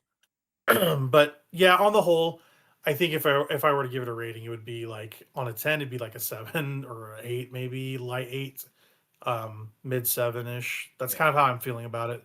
I recommend it. I don't think I will play it again soon-ish. I want to finish it at some point and get everything because I just seeing a completion rating not be 100% kind of bugs me. I think on the grand scheme of things, I will come back to it. But yeah, the issues people have had with it are the desert stuff and the cast of characters you get. I just don't think the cast is a big problem. I think actually No. Miles is actually really interesting. Takabi's cool. His voice acting, Yep. like you mentioned, we were in chat last night. Not great. His voice acting is not great, Takabi. Yep. But he's a cool character. Very cool character. I like the campiness of the voice acting. I do. I think it fits the character. It's a very awkward sort of voice acting that I kind of like. Right. Yeah, also I wanted to get your feeling about the ending. What did you think about the ending? So It's kind of bad. It's kind of bad. If we're wanting to go into spoiler town, then let's go ahead and do that. Okay, let's go into spoiler about literally your crew. Let's talk about that. Okay. Because I think it's super abrupt and really bad. Like I think that's maybe the worst part of the game. Like the end, like the entire game itself. Okay, this is how I feel about it. Like if not for the Silex fight, I would be more down on this game because all the boss fights routinely are great. I think the boss fights are really good actually. And they also it was something that I wanted the enemy encounters to do, which was force me into different modes of combat. Like Samus's kit, make me go to a morph ball, make me switch, like switch elements. Like that's what they make you do that with the bosses, that's for sure. Right. But I wanted more of that for the enemies, you know? Like for instance, Metroid Prime 1 has enemies that are color coded for elements. I wanted to see that more in here, and it just wasn't there.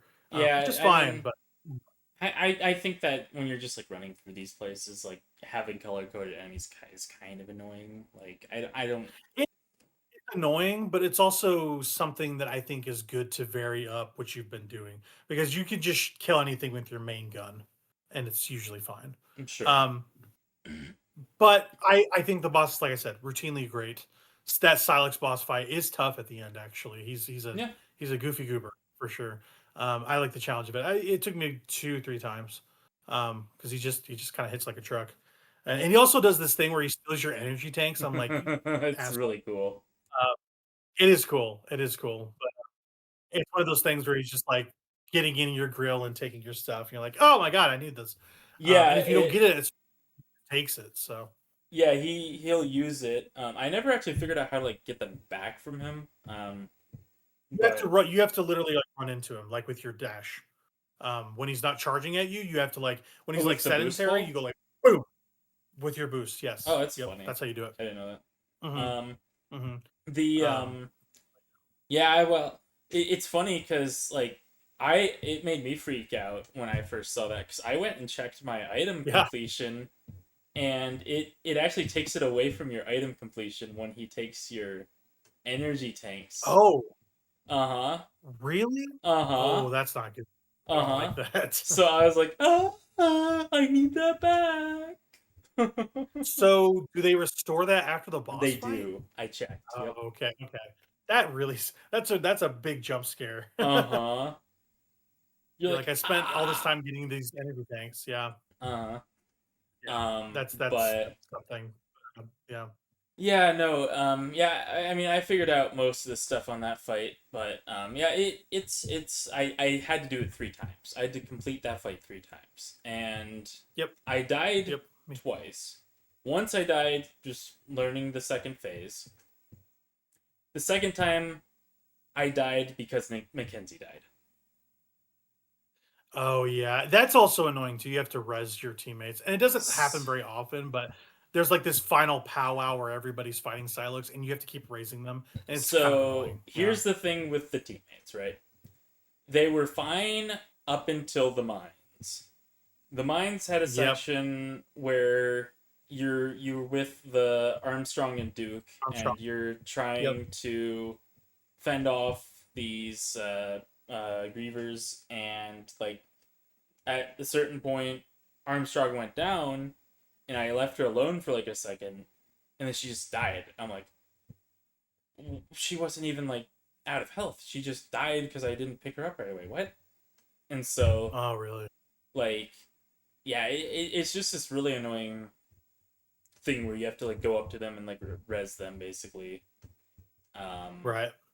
it turns into And a you have bit to of be an kind of escort close. mission. Yeah, Yeah, it you have to does, be and you have pretty to be kinda close close. to res 'em. Uh, Yeah. Mhm. so resing the teammates in the mines was pretty annoying. It felt kind of forced to like just the whole like Yep. team coming together for the mines. Because like I didn't even know I was supposed to go to the mines really. Like I didn't really understand what was happening because I thought I was supposed to go to that area behind the Chrono. mines. I thought I was Mhm. supposed to go up to that area behind the mines and like where that rock was and get past that rock somehow. And then they're all like, "Oh no, we're waiting for you at the mines." I'm like, "The mines? What? Is this like a thing that I'm doing before I go to the last area?" Because all the other areas Yep. were off in a corner. So I'm like, "Oh, it's gonna be off in a corner. That's what they do." But Yeah. no, this was like Mhm. the mines were like in the desert. I was like, "Oh, weird." Yep. Yep.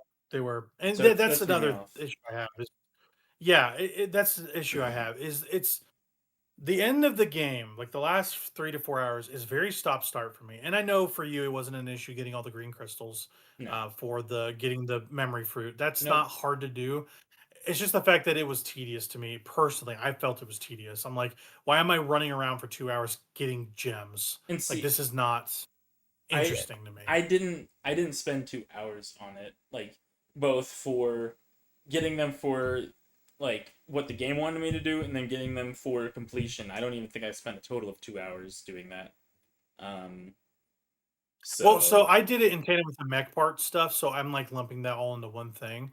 But also like the fact that you have to keep dispensing them is really annoying. And he goes like, "Oh, you should go to the green disposer, yeah, whatever you want I to say." only got that message one time. Okay. Personally, like in normal gameplay, I had just been dispensing them as I was going along, and then Yeah. the last time I was going to go around and get them all, and then all of a sudden he comes up and he's like, "Hey, you should dispense them." I'm like, "I haven't gotten them all, but you really want me to do this? Sure." And it just gave me the suit. I'm like, "Oh, okay. Well, I guess I'm done." So, Yeah. So you had enough to do it all at once. Okay. Interesting. yeah, yeah, Yeah, I see it for me it was like doling out upgrades and I'm like, this is just paced poorly. I think this part sucks.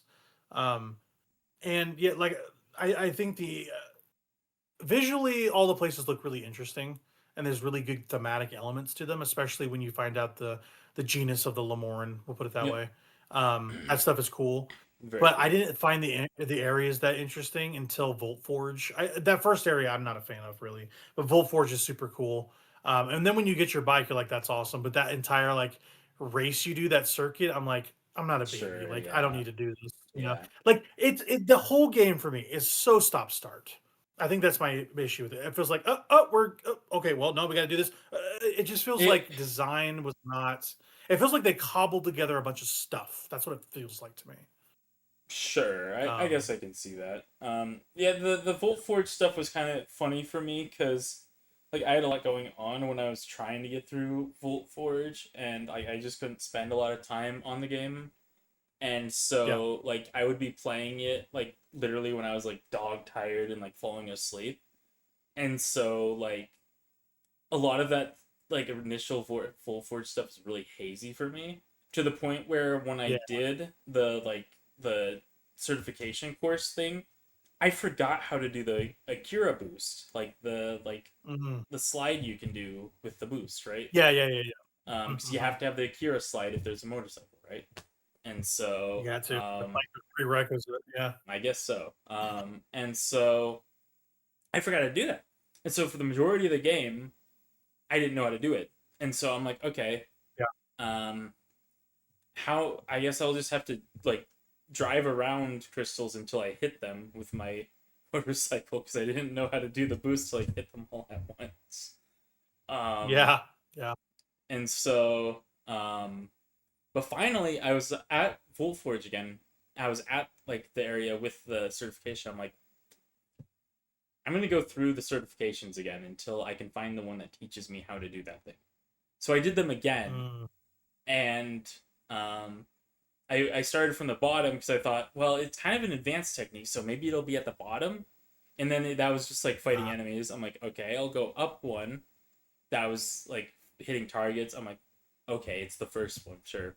At that point I was like, okay, A, it's on the first one, or B, I hallucinated the Akira drift. no, you Like didn't. No, in like it has to be in a every game. dog tired fever dream, I hallucinated the Akira drift.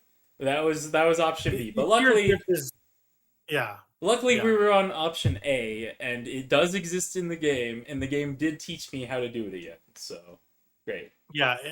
Your drift is in literally everything. Like Final Fantasy VII Actually, remake has no, it. it didn't teach me how to do it again. So I had to finally just Google it because the game didn't give me Yep, like the tutorial again.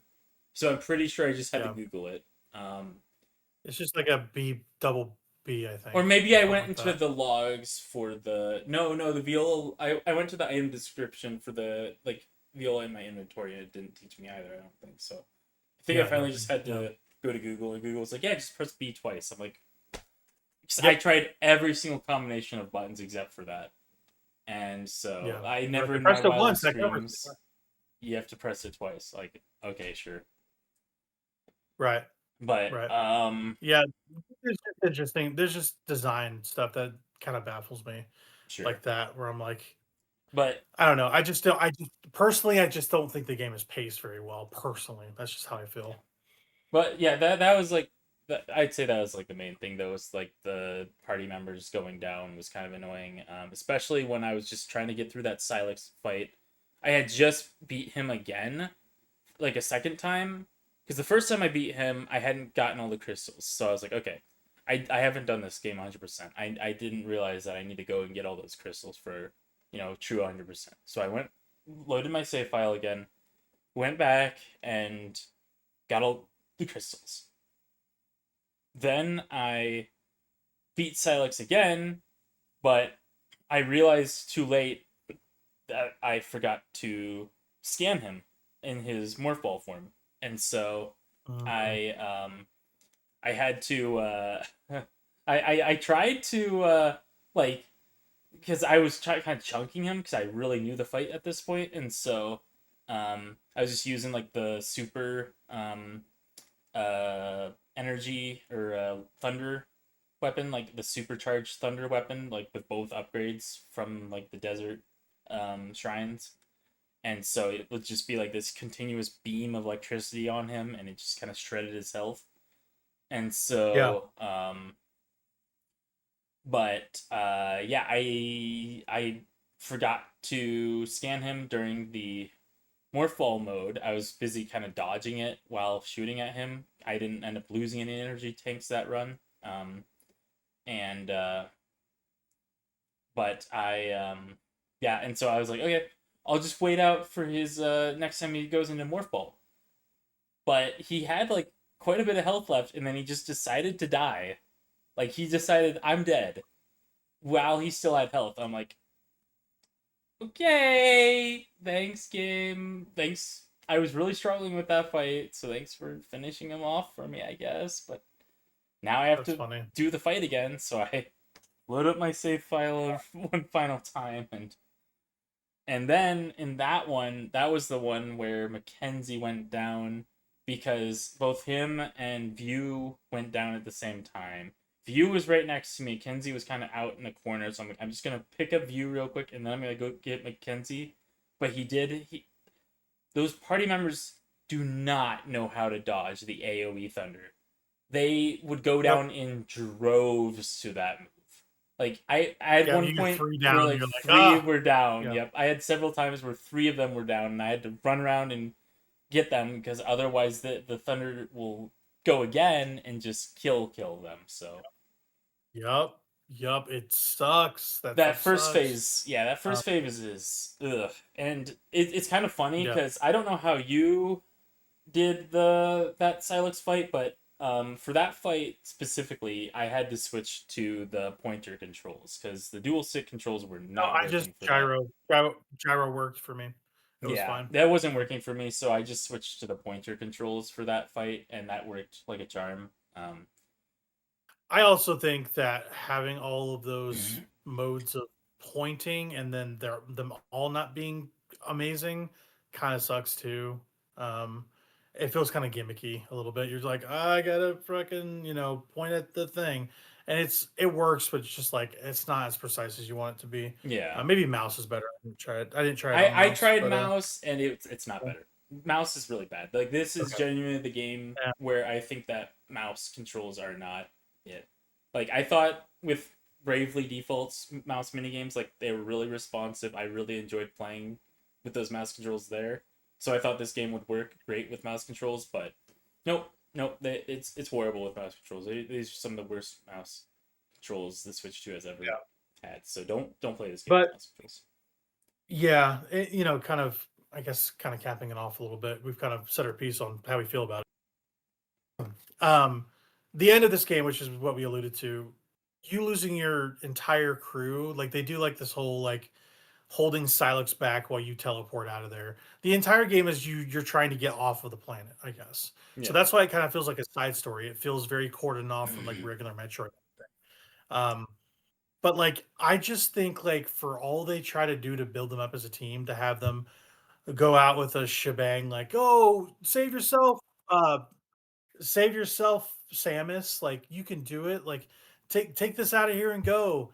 I just think it happens really quick and you're like, "Wait, what's happening?" And then you teleport out and that's basically it. I'm like, I I don't mean, know, man. Like I think it's one of those things where they expect her to like find a way to bring them back, basically. well then is that a DLC tease? Like I don't even know. Like I don't think so, I right? don't But it's think just a weird way so, but I just think that like they want to continue that sort of storyline, maybe, in some way. Either maybe. that, or But that's the they're thing. Yeah. putting these characters on a shelf. They're like, okay, these characters were for this game. They're stuck on this planet, so they're on this shelf, and we're not gonna use these characters again in case if they aren't received well. Turns out they haven't been received very well, so now they're not No. married to those characters because they're stuck on Vuros. But even still, I just find the idea that you're abandoning your crew at the end, the people that have helped you get this whole way, even in a way where it's like you're just outfitting me, great, but you're also talking to me. Like I just don't. I just think the ending really kind of sucks. I just didn't like it. I'm like, that's it. Like I don't know. I expected more to like the ending of dealing with Silex. He kind of like once you beat him, he just kind of goes like, and then when you try to warp out, he's like, I'm coming after you again, and that's kind of it. And I just think it's pretty underwhelming for some of the bombast the game had had before that. Sure. But like I said, the boss fight itself was great. I think the boss fight was good. It was challenging. It was fun. Yeah, I think the On the most whole, I think it's most successful the boss yeah. fights, and yes, Alex is chief among that. But I think the most challenging fight to me was probably the Griever Prime fight. Um, yes, that was a tough fight. that was That took me like brutal. 4 tries. I don't. Yeah, Yeah, I tough. got it first try, but it was like by the skin of my teeth. Like I was literally like at like 30 health. Um, It took me 4 tries. It took me 4 tries because And I was playing it handheld, and I okay. was, like, not getting it. So I waited till I got home and used the actual controller, Yep, and it was way yep, better. yep. Yeah, yeah. I mean, I was on like dual stick for that, but like Mhm. I almost felt like trying to switch to pointer controls to hit the weak points on that thing because I was just not hitting them very effectively. Yeah. And it just had a lot of moves that like drained your health very quickly. Oh, it was a chunker, yeah. It just beat the shit out And of you, the yeah. fake out that it does where it like pretends to be dead and shows you the morph ball totally got me, and I almost Uh-huh. died Oh, because it of got me that. too. Uh-huh. Yep. I was on 1 energy tank left, and it got me down to, like, 50% health, like, Yeah. for my last drink. I was like, you Uh-huh. suck. That was You suck." horrible. Yeah.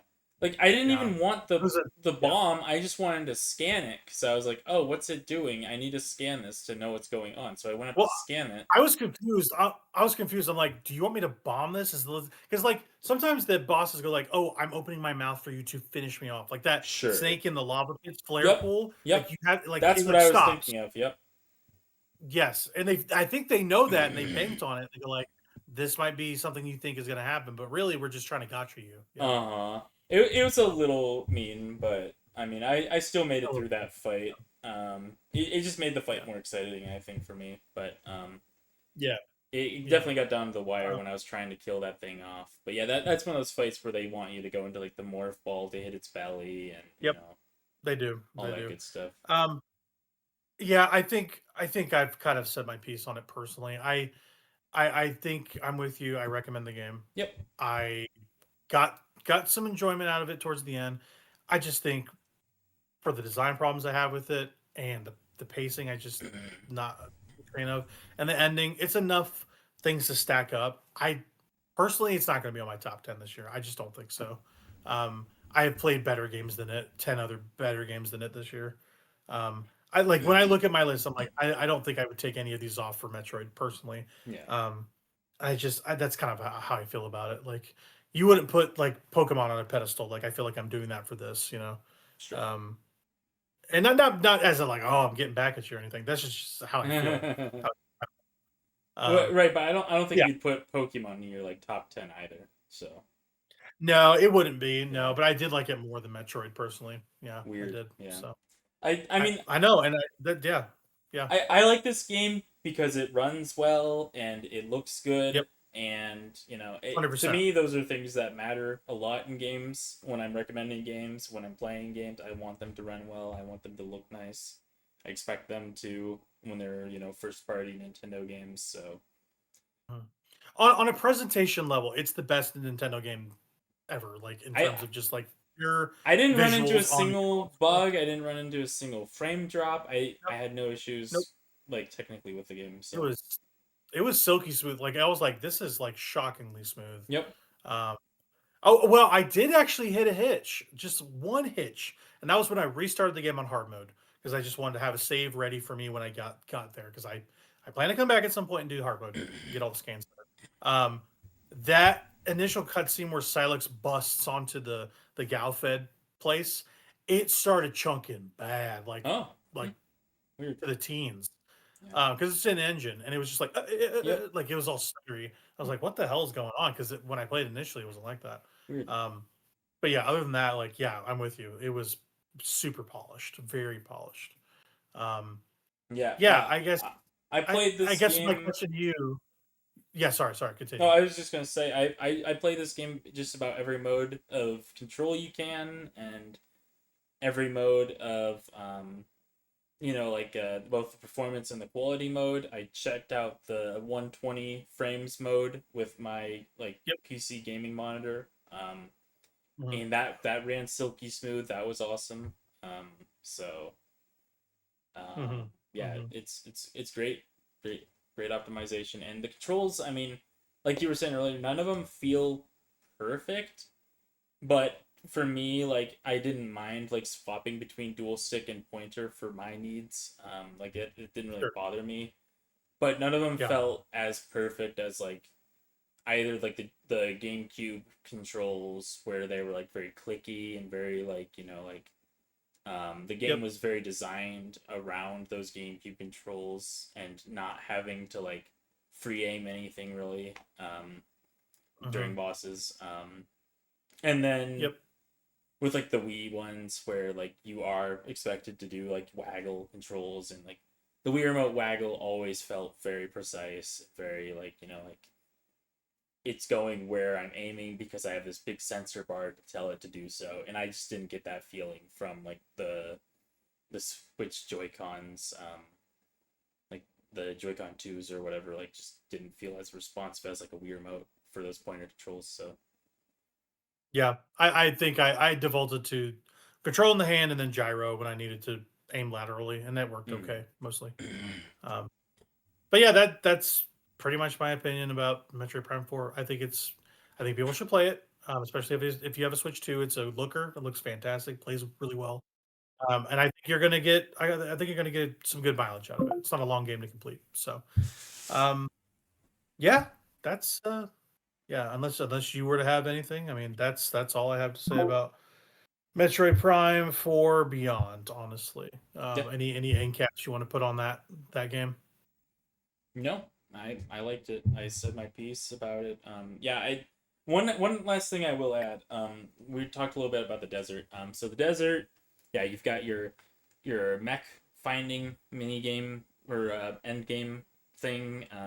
Like the Key mech Hunt, parts. yeah. That's barely like a key hunt. Like you already know all those locations at this point. Like if you've been Yeah, exploring and getting all of the upgrades, then like most of the upgrades have like a mech part next to them, so you just kind of make note of that, both on your sure. map and in your head. So Yeah. the other thing I liked was like the little shrines. There's about like six of them, and you go into them, Yeah. you do a little puzzle, and then you upgrade your different beam types. Yep. Mhm. Your You get like elemental an extra shots. accessory to it. Yeah, yeah. Yep, you get a.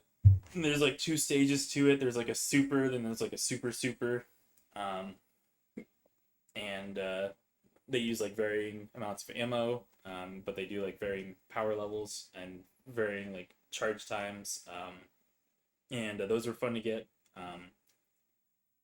And yeah, everything felt very designed in that desert. I think it felt more like an open zone than an open world to me, and so I quite liked that. Just was like kind of like a Yeah. distraction from like the normal like um first person esque crawling through the different dungeons, and um yeah, it didn't waste. I didn't feel my time was wasted really in the desert segments of that. Okay. That open world for me, like it just was pretty non-existent. That desert, like it doesn't really stick out for me as part of that experience, in a way that like a I don't know, like a Ubisoft, like waypoint system or whatever is like, go to this next, go to this next. It wasn't really like that. It was just like you have a couple of upgrades around here and you can just go and get them, and then you're pretty done with it. So Yeah. wasn't really a big It's deal. yeah, it's a good time. I enjoyed my time with it mostly. So Yep. yeah, we have a topic. It's late. Let's get to it. What do you Yep. say? We're going to Yep. talk about the best games of the 2010s, and we have a list each of our top 5 favorites. So the way we're going to structure this, we're going to ping pong back and forth. That's kind of the idea. Yep. We're going to say our honorables back to back. I think, Okay. like our honorable mentions, just games we want to just highlight. Like, hey, these Yep. aren't on our lists because we had to make some cuts. But if you're playing games in this decade, these games are some highlights. So, what are your honorable mentions before we get to our bottom 5 and top 5? Yeah, I just threw five of these. So I've Yeah, I've got yeah, Fallout New Vegas. I adore that game. I think that game is phenomenal. I think that's like the pinnacle of Fallout series. I think everyone should yeah, yeah. check that thing out. That like I don't think the gameplay necessarily holds up today that well, but I think No, that storyline and the characters are really interesting. Like the faction system in that thing is really interesting RPG design. I really liked that. They had some really like strange factions in that thing as well. Like it's a really strange game in places. So, Yeah, the house always wins. yep.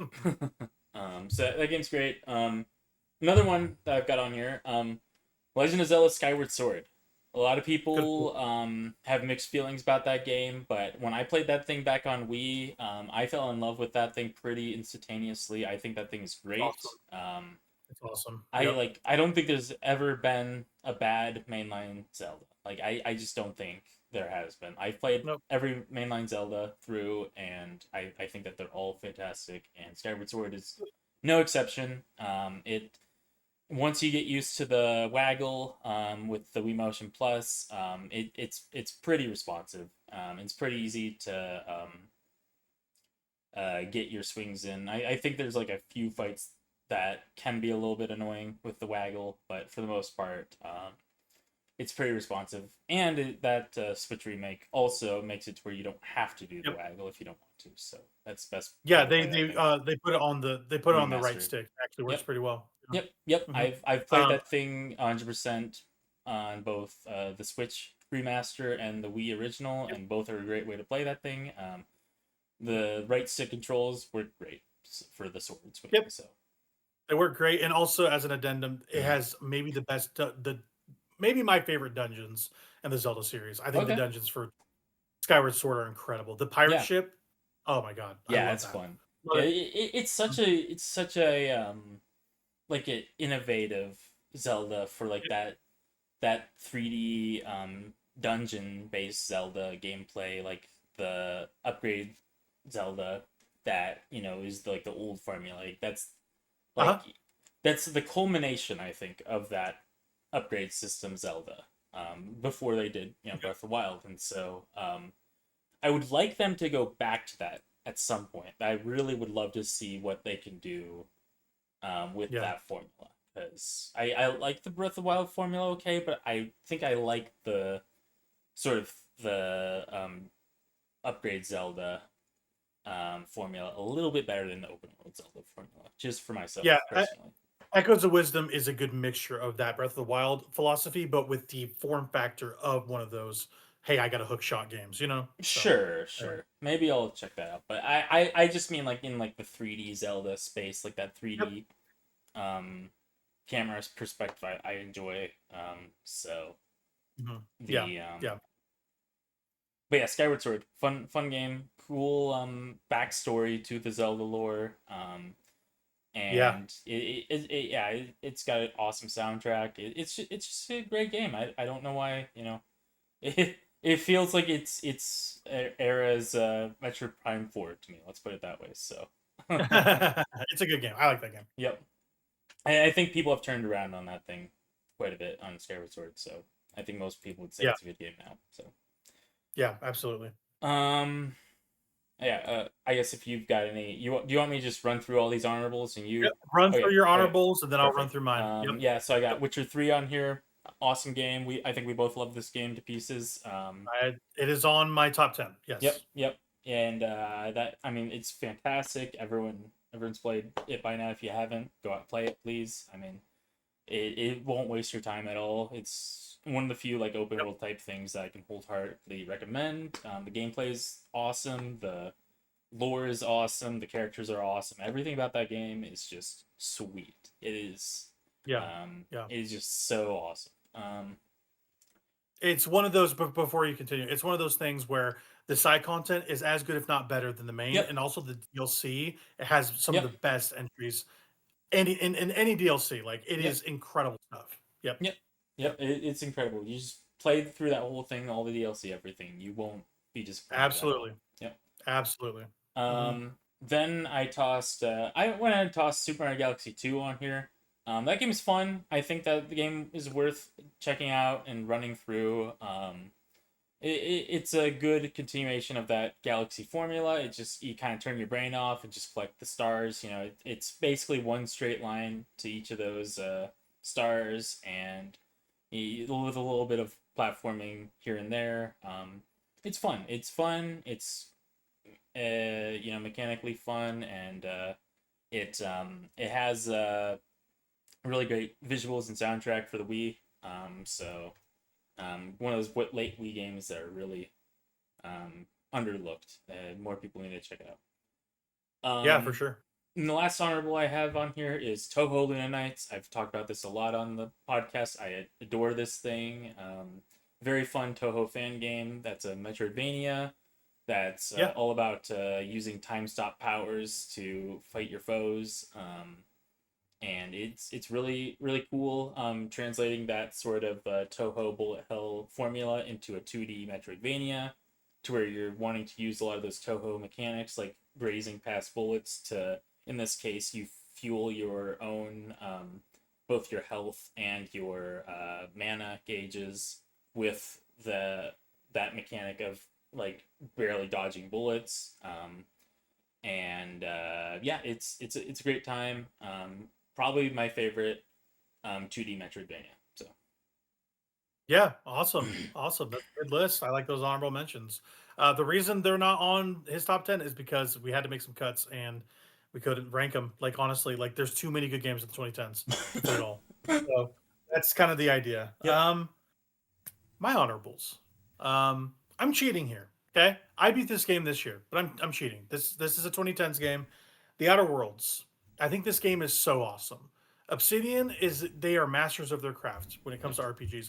I sometimes think they surpass Bethesda in a lot of ways when they basically take their style of games and improve upon them with better writing, better interactivity, and better characters sometimes. Yeah. The Outer Worlds is an incredible game. My platinum journey with this game is something I'm going to remember for a long time. I talked about it on the podcast actually.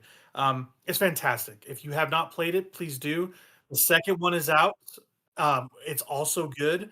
I will get when I get through it, I will report back. But if it's going at the pace it's currently going, it's better than the first. So cannot recommend Outer Worlds 1 enough. If you like anything Obsidian, New Vegas, this is the game for you. Yakuza 0. It's the best Yakuza game by a country mile. It's the most fun Yakuza game. You play as Majima and Kiryu. The story is incredible. The characters are super awesome. It's the best. They basically made it as a starting point for Yakuza as a series. So they retroactively went back before 1, basically set it in a time period where these characters are young, and there's a lot of establishing points, a lot of interesting beginnings of Yakuza. It takes place before Yakuza Kiwami or Yakuza 1, whatever you want to say. And Yakuza 0 is incredible. It's an incredible game. The side, just like with The Witcher 3, the side stuff is just as interesting as the main stuff. But it juggles tones and shifts around with stories better than almost any game. Like it can be deathly serious in the main stuff and be goofy goobers in the side quests, and it's awesome. Awesome every step of the way. The fighting is great. It's like basically this generation's Final Fight or like Streets of Rage. It's beat 'em up central, and it feels super great to play with the fighting styles. Cannot recommend Yakuza 0 enough. And I also played 20 hours of the disco mini game alone. It's super good. Another one, a game that we share actually. I'm kind of hopping around. Hotline Miami. Yep. Banger game. Yep. Banger. Awesome game. It's so good. All timer, one of my favorite indie games of all time. Has maybe my favorite curated soundtrack ever. I just hear it in my head when I think about it.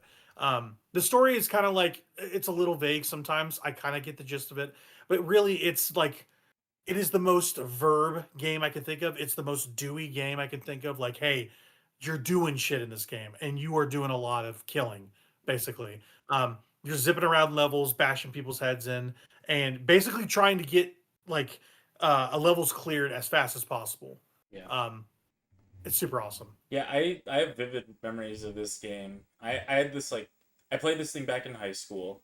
I might have been like just out of high school. I'm not quite sure, but I had this like super degen setup to where I had like a laptop on like a TV tray that I just sat on my bed playing for hours, and I just remember playing this thing like mouse and keyboard with like the super like this laptop just like really struggling to play this thing, but yeah, it was awesome.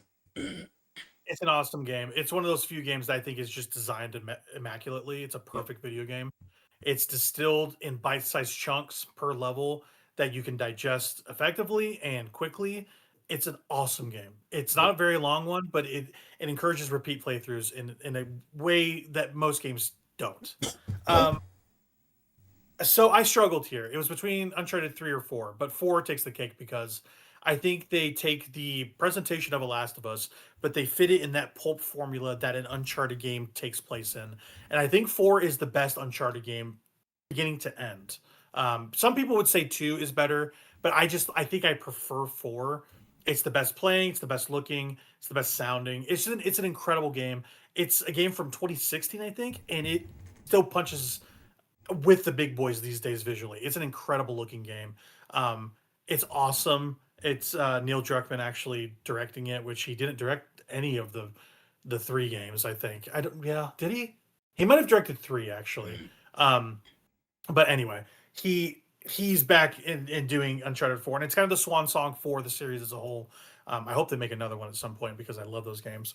But as for the story of Nathan Drake, they top it off in such an amazing way. The final climax is one of the best, most climactic, bombastic events in the series. And there's a car chase in this game that literally takes my breath away to this day. I cannot believe that segment of that game is playable. I watched it on E3 when it came out. I was like, this is unbelievable. I can't believe that this game is being played actively in front of my eyes. It looks like a cutscene. Incredible game. A couple more. Control. I love Remedy. Remedy's top of their game right now with Alan Wake 2. They're making a Control sequel. Control is X-Files by way of SCP, and it's amazing. It's an incredible video game. Everybody needs to play it. I know you don't love it, Noah, but if you were to push through, I think there's a lot to dig into. Just be prepared to do a lot of reading.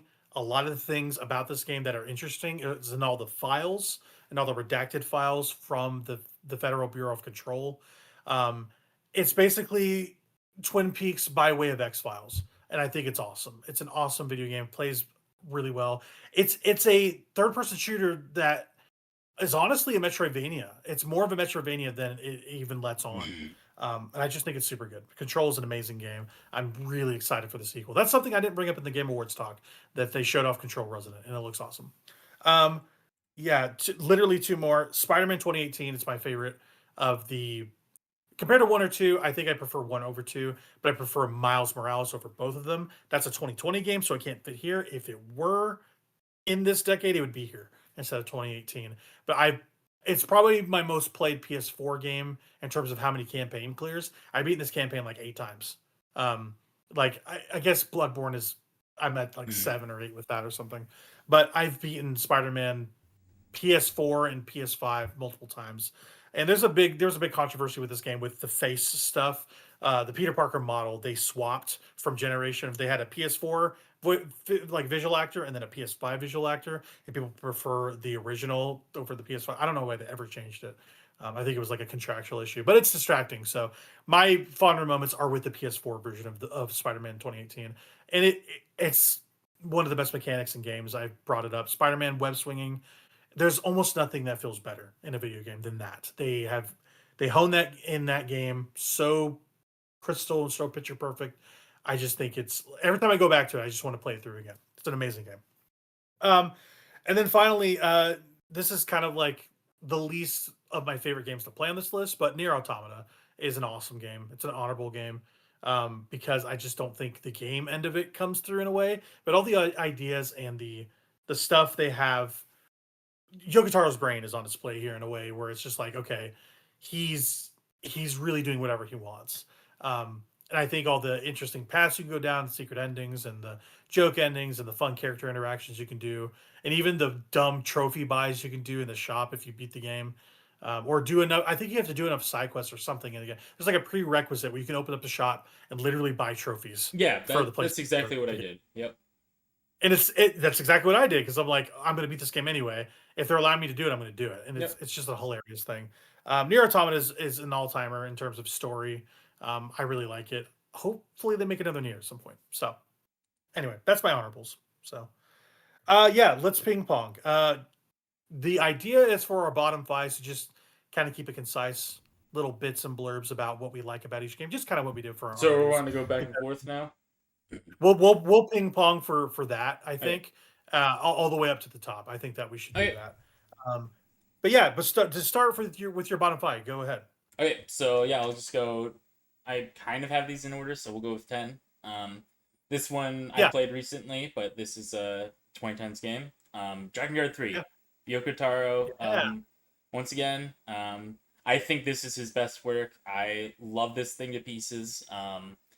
It it's a game that I've talked about a lot on the podcast, and it's a game that when I played it, I wasn't really enjoying games anymore, and it was a game that brought me back into games and made me see like, oh yeah, games can be fun. You can just play them as like this thing that just like is bombastic and like action packed and weird in a lot of ways, but also really interesting in a lot of ways. It just kind of does whatever it wants and doesn't really care who critiques it basically.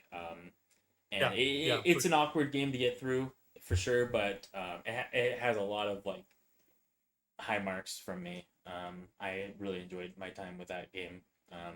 Never actually completed it, but because that final boss is awful. But yeah, the yeah.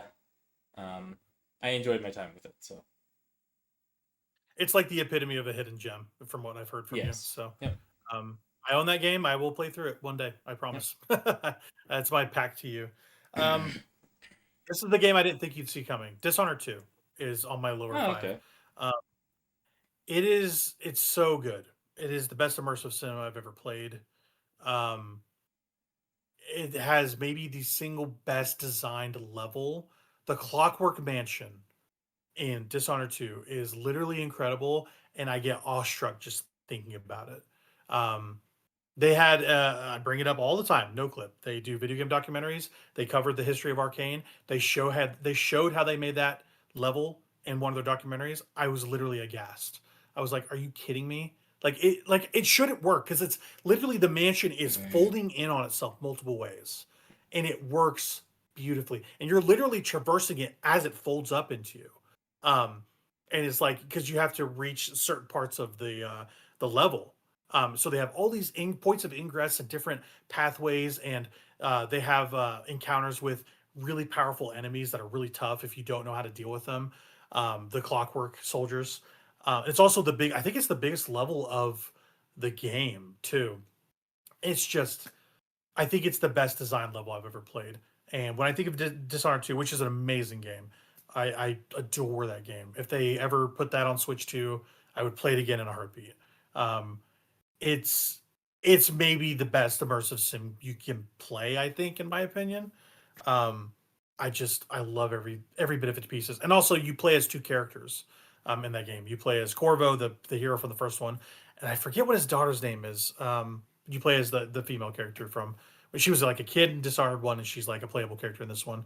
I want to say Elizabeth, maybe I can't remember, but the gameplay is so different. Um, in each path because you play as that route or that route, and there's basically two ways you can play the game. It's amazing, incredible game, Dishonored 2. So that's my first, my lower five. What about you? Yep. Next up, we've got. I had to fit one of these on here. Hatsune Miku Project Mirai DX. Nice, nice. This is the one that got me into the like Project Diva games. And so it got me started on like rhythm games in general. I wasn't really into them until I played this one on 3DS, and since then I went back and played like all of the Project Diva games, but like this is the one that like got me started, and I was like, man, I need to check the rest of these things out. I literally, Yeah, because of this game, I went out and bought a PSP, and then later bought a PS Vita just to play more of these Project hell Diva yeah. games. So, America's best gamer right here. Yeah, hell yeah. yep, I just wanted to play more Hatsune Miku. So, but and now I've got like my dream of like unlimited songs pretty much, and it's great. It's great being in the current year. It's great for gaming. Yeah, yeah, absolutely, absolutely. I love that. Yeah, I love your Miku. Sorry, it's late. Miku love. It always comes out in a big way. I'm like, yeah, You got to rep the girl. I love it. I love it. Um, the next one, it's on my lower 5 only because I don't know if I could ever come back to it and play it again. It was so singular for me the first time I played it. Red Dead Redemption 2 is a can't miss video game. We say that about very few things on here. Um, I can think off the top of my head games that you just cannot miss. It's metaphor. It's that.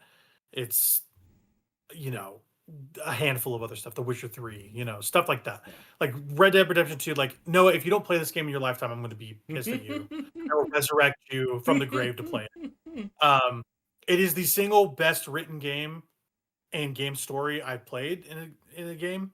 I think the characters are incredible. Arthur Morgan is an amazing protagonist, and he's like one of the best characters in fiction to me. Um, there is a twist at the end of this game that is so heart crushing, and you see it coming for a long way. Um, and then they twist on that to continue on to lead into Red Dead Redemption, the original. I just think it's a master class in game design and story and narrative. It all works beautifully together. The Red Dead Redemption 2 is a prequel to 1, and they dovetail beautifully. You can play them in literally any order you want. You can either play the first one first or that second. Does not matter. If you just play those games, it will be enriching to your life. Those games are incredible, but 2 specifically, it's the best Rockstar game, best story in video games, one of the best heroes ever, and you play as a cowboy. It's freaking awesome. I love Red Dead Redemption 2. It's an incredible video game. What's your next one? Yep, my next one I've got Monster Hunter 4 Ultimate. I adore this Yes, game. good video game. Awesome game. Awesome storyline. Probably the best storyline in the Monster Hunter series. And I think so. Yeah.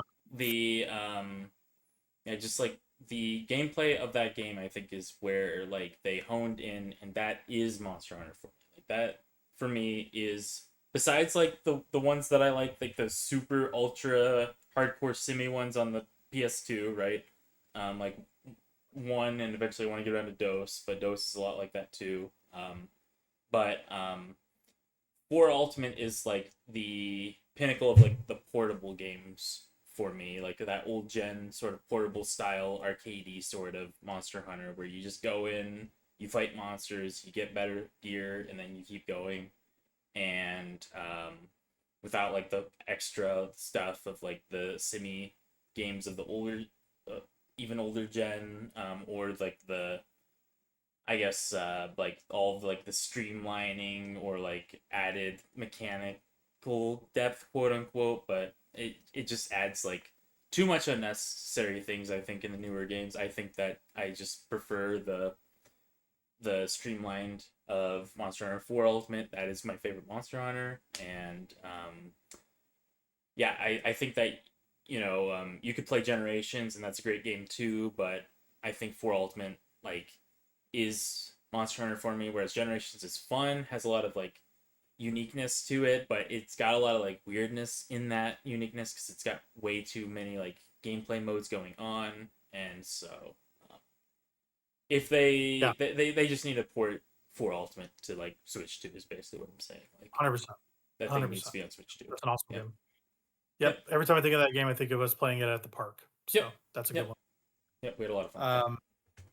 Yeah, that game's so good. The next one. This was like the game of my adolescence, besides Fallout 3. Honestly, Bethesda games in general were my thing.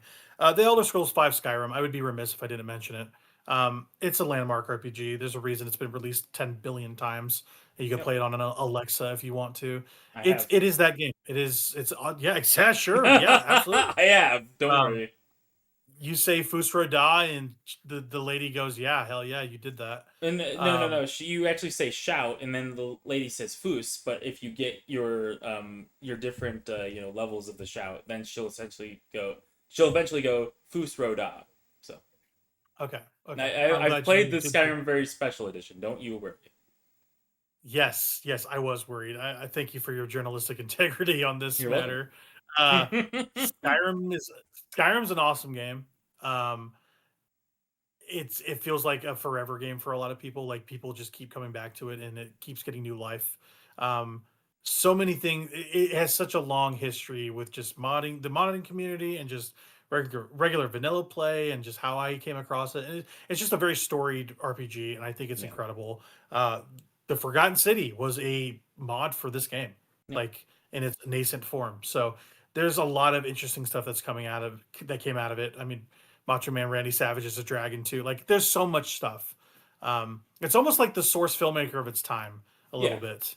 Sure. Um, you know, It, yeah. yeah, Yeah. I think that there's a lot of people that like that's their comfort place. Like there's a lot of people out there yes, that like they boot that thing up yep, just to have like as their like comfort place. That's a very like poignant um game for like that generation and for like the 2010s in general. Like that's very like everyone's played Skyrim. Like I've never beat Skyrim. I'm not even like a particular fan of it, I would say, but I can appreciate it, and I understand why people yeah. like it. I know a lot of people who like that thing and who are obsessed with that thing. So In some ways, it's Bethesda's crowning achievement for yep, their type of video game. yep, Um, I would say Fallout 3 is also there, but it's also not as expansive as Skyrim. Skyrim is yeah, a way bigger game, and I still don't think they've topped it yet. I really don't. yeah. So that's my next one on the list. How about you? This one was this is where the list was kind of getting difficult to trim down, but I had to put Yep, Bravely Default here. And I yep, adore this game, adore the characters in this game. It was a toss up between putting this on here or Octopath Traveler, but I think this one just wins out just a little bit for Octopath Traveler for me. But I absolutely adore these 2010s Square Enix RPGs. I think that like this is my vision of Square Enix. Like as much as Final Fantasy is cool and I'm trying to get into that series, I didn't grow up with that series. yeah, These are what I grew up with. I grew up with Bravely Default and I grew up with Octopath Traveler because I wasn't at all invested in the Sony stuff growing up. I wasn't invested in any of that stuff, so I didn't play yeah. these till I Mhm. was until they were on Nintendo systems. So um, Right, and yeah, 100%. I adore this game, adore the job system in this, adore the cast. And I think it's this is probably the best thing you can play on your Switch 2. Is the Yeah, remaster of this thing. Those would be my two things I would play on Switch 2 would be the Metroid Prime 4 Beyond and Bravely Default remaster. So yeah. I'm currently taking away at that. That's a good game. yep. For sure. My next one, I have a couple more in my lower five before we get to our big boys. Arkham City. Batman Arkham City is my preferred Batman game. I like it way better than Asylum. Mhm. I think it does everything that Asylum does better and bigger. And it's also the perfect encapsulation of Batman as a character. I think they do everything right with him in this game. It also helps that Kevin Conroy has never been better as Batman. Like he's so integral to the character. But besides the animated stuff, he is like the Batman to me in this game. Like this is the when I think of childhood version of Batman, it's this game. Um, it's incredible. The story's amazing.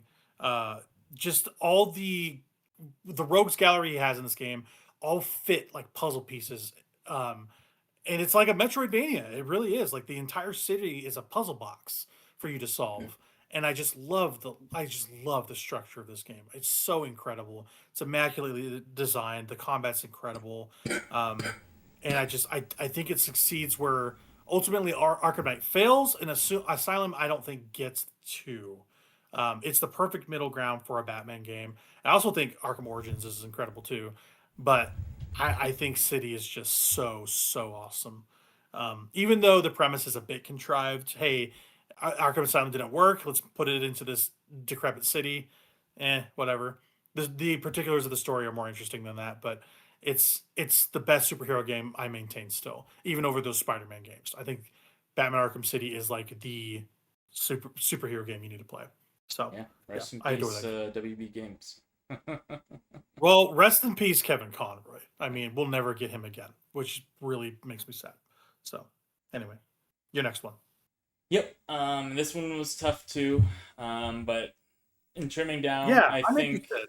Yeah, yeah. I had to put Fire Emblem Echo Shadows of Valentia in the top of my bottom five. And that Yeah. I think out of like Awakening and Fates and Three Houses, because I think Three Houses was also in the 2010s. I think this is the one that I would say is the most Fire Emblem game you can play, because this is the remake, Interesting.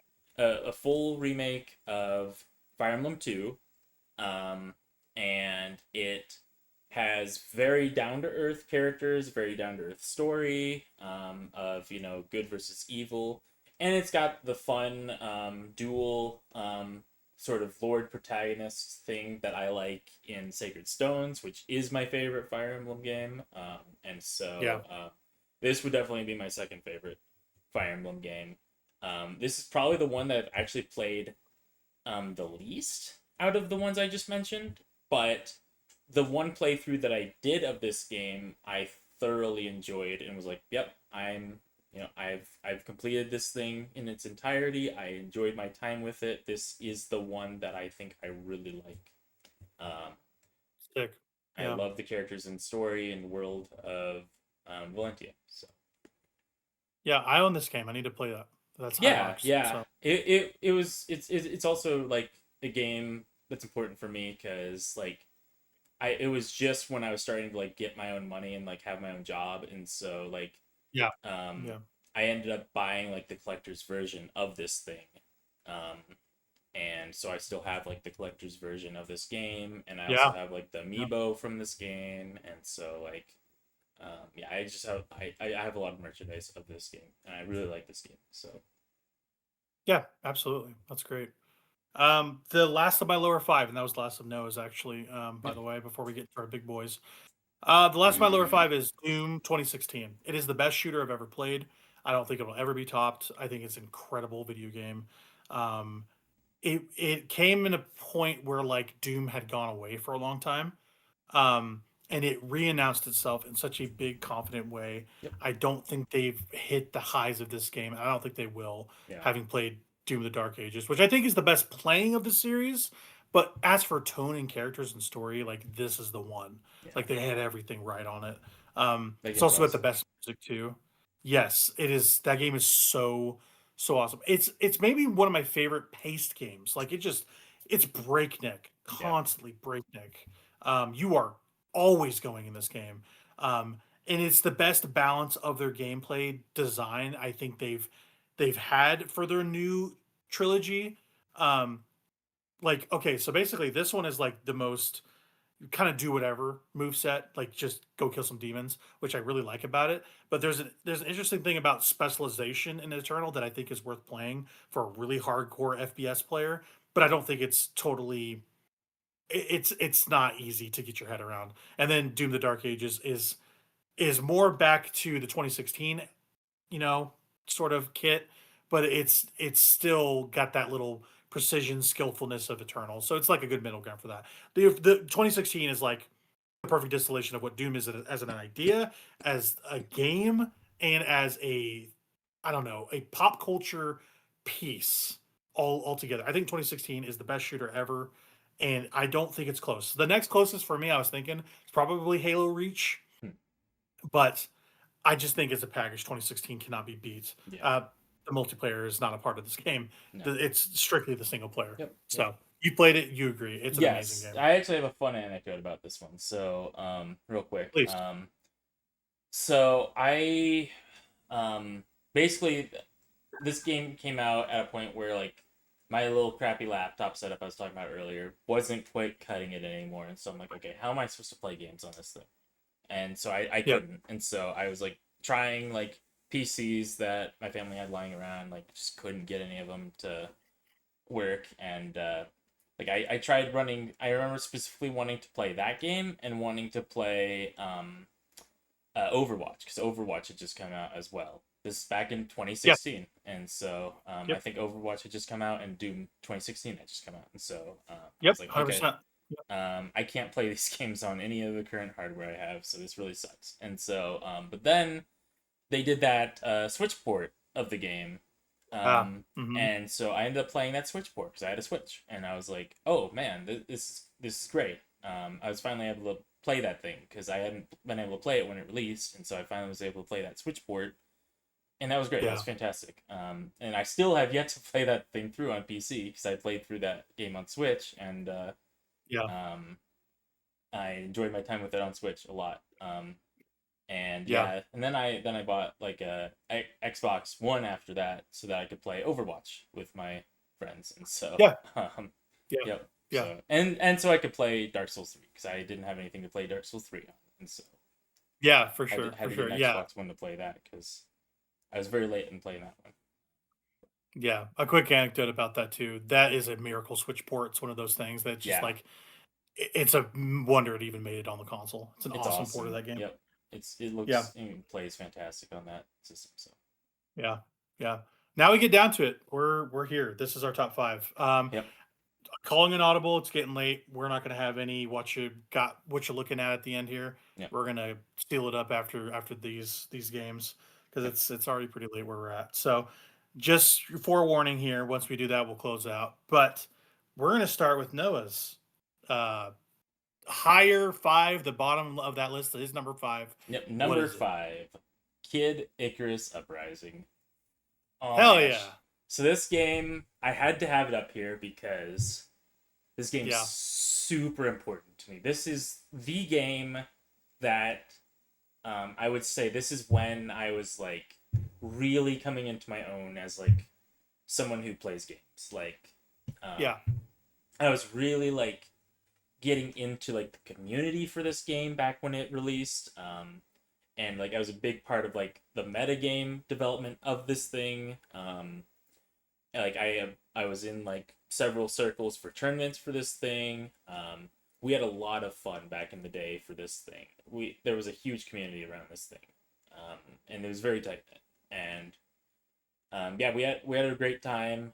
Um, I yeah, I think that this thing has to be put on Switch 2 at some point. Like it has to come to I'd Switch like to play it. Yeah, it looks awesome. love this thing. I would love, love, love, love, love to play through this thing again. It's just hard for me to go back and play this thing on 3DS hardware. Like I think this thing needs an update on Switch 2. I think this game Yeah, would be a great fit for that system. And yeah, the story, the characters, the multiplayer, everything about this game, the whole package is just phenomenal, and it's got that beautiful like Sakurai menuing and Sakurai touch yeah. to the whole project. It's so much fun, and nothing quite plays like this game. I don't think genuinely.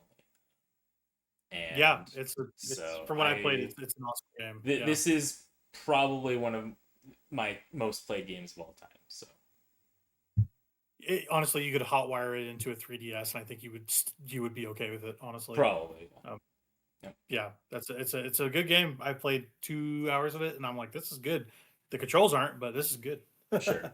Yep. um, yeah, my bottom five here, my number five, Resident Evil 2 remake. This is the best Capcom game I think ever. Personally, that's a very lofty thing to say.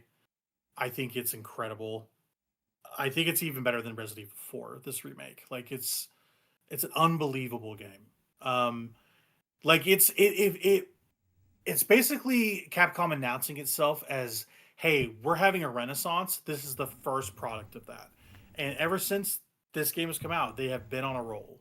Um well, honestly, ever since Resident Evil 7, they've been on a roll. Yeah, seven was Yeah, fantastic. yeah. Yeah.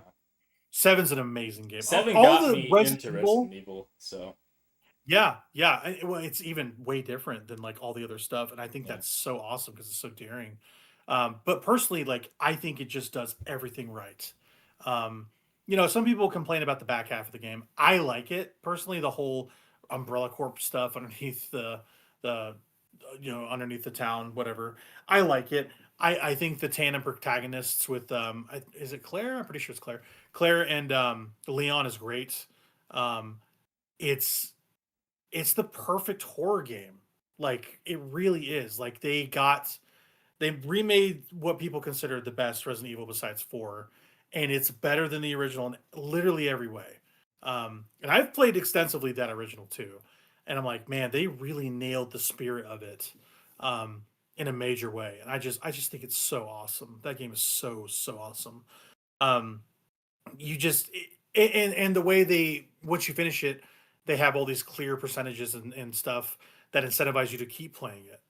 It's a really quick like replayable game once you know what you're doing, and I think it's super awesome for that. Resident Evil 2 is the best Capcom game I've ever played. It's I would like to see it be topped. I'm hoping 9 can do that at some point. Because honestly, whenever Leon's around, like that's when they bring their best work, and he's in Requiem, so we'll see how that goes. But I adore this game. It's an incredible game. Um, but yeah. What's your number 4? Yeah, what's your number 4? Number 4. I gotta put Number 4. FTL Faster Than Light on here. I Hell yeah, adore subset baby. This game, Yeah. this is my jam. I am not like a real-time strategy.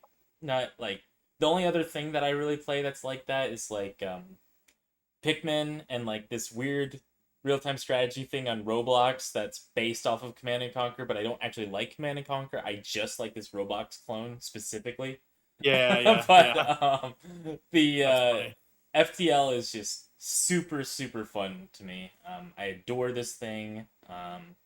I've spent countless hours on this thing, and yeah, it's the perfect like roguelike space ship management sim. Like I don't think anything could top it for me in that like design space. Like I love this thing. It's so much fun for me to just get in the nitty gritty of my my ship management and building my ship and managing my upgrades and rolling with the RNG, and it's just so much fun.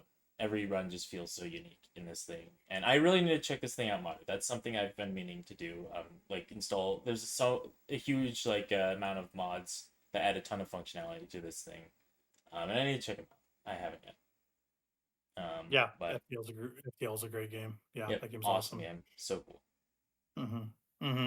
Another awesome game is my number 4, Super Mario Odyssey. It's the best Mario. It's the best 3D Mario ever. It's my favorite Mario game.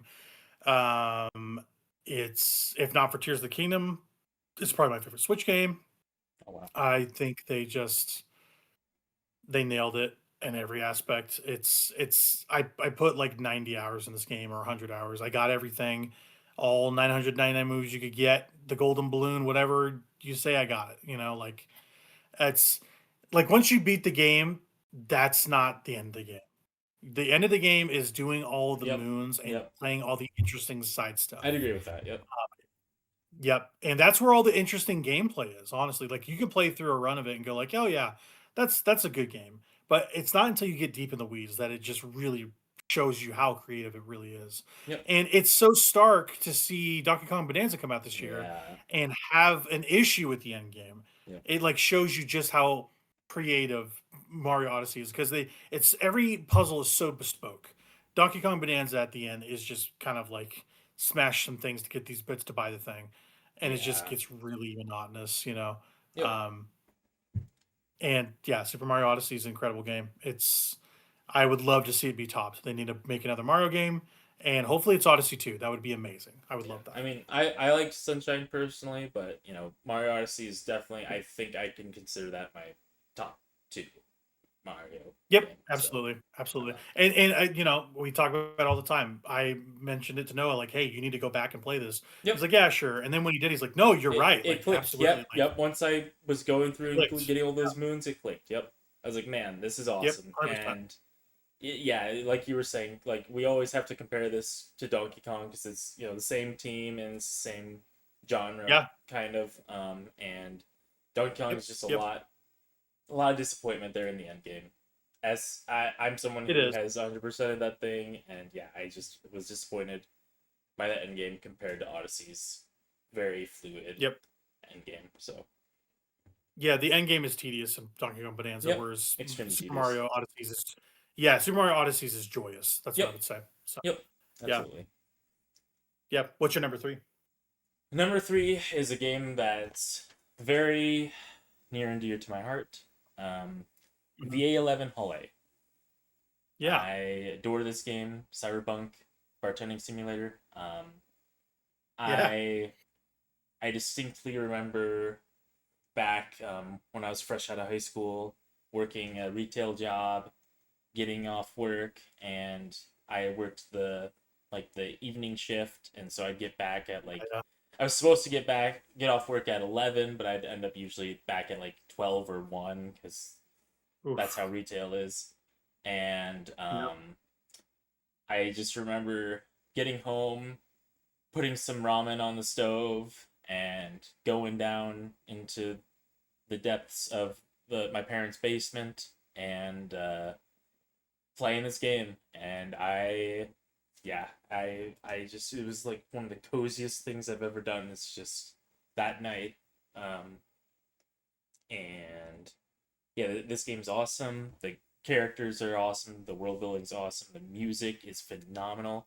I have I bought like the limited run games, physical of the PS4 Mhm. version of this game.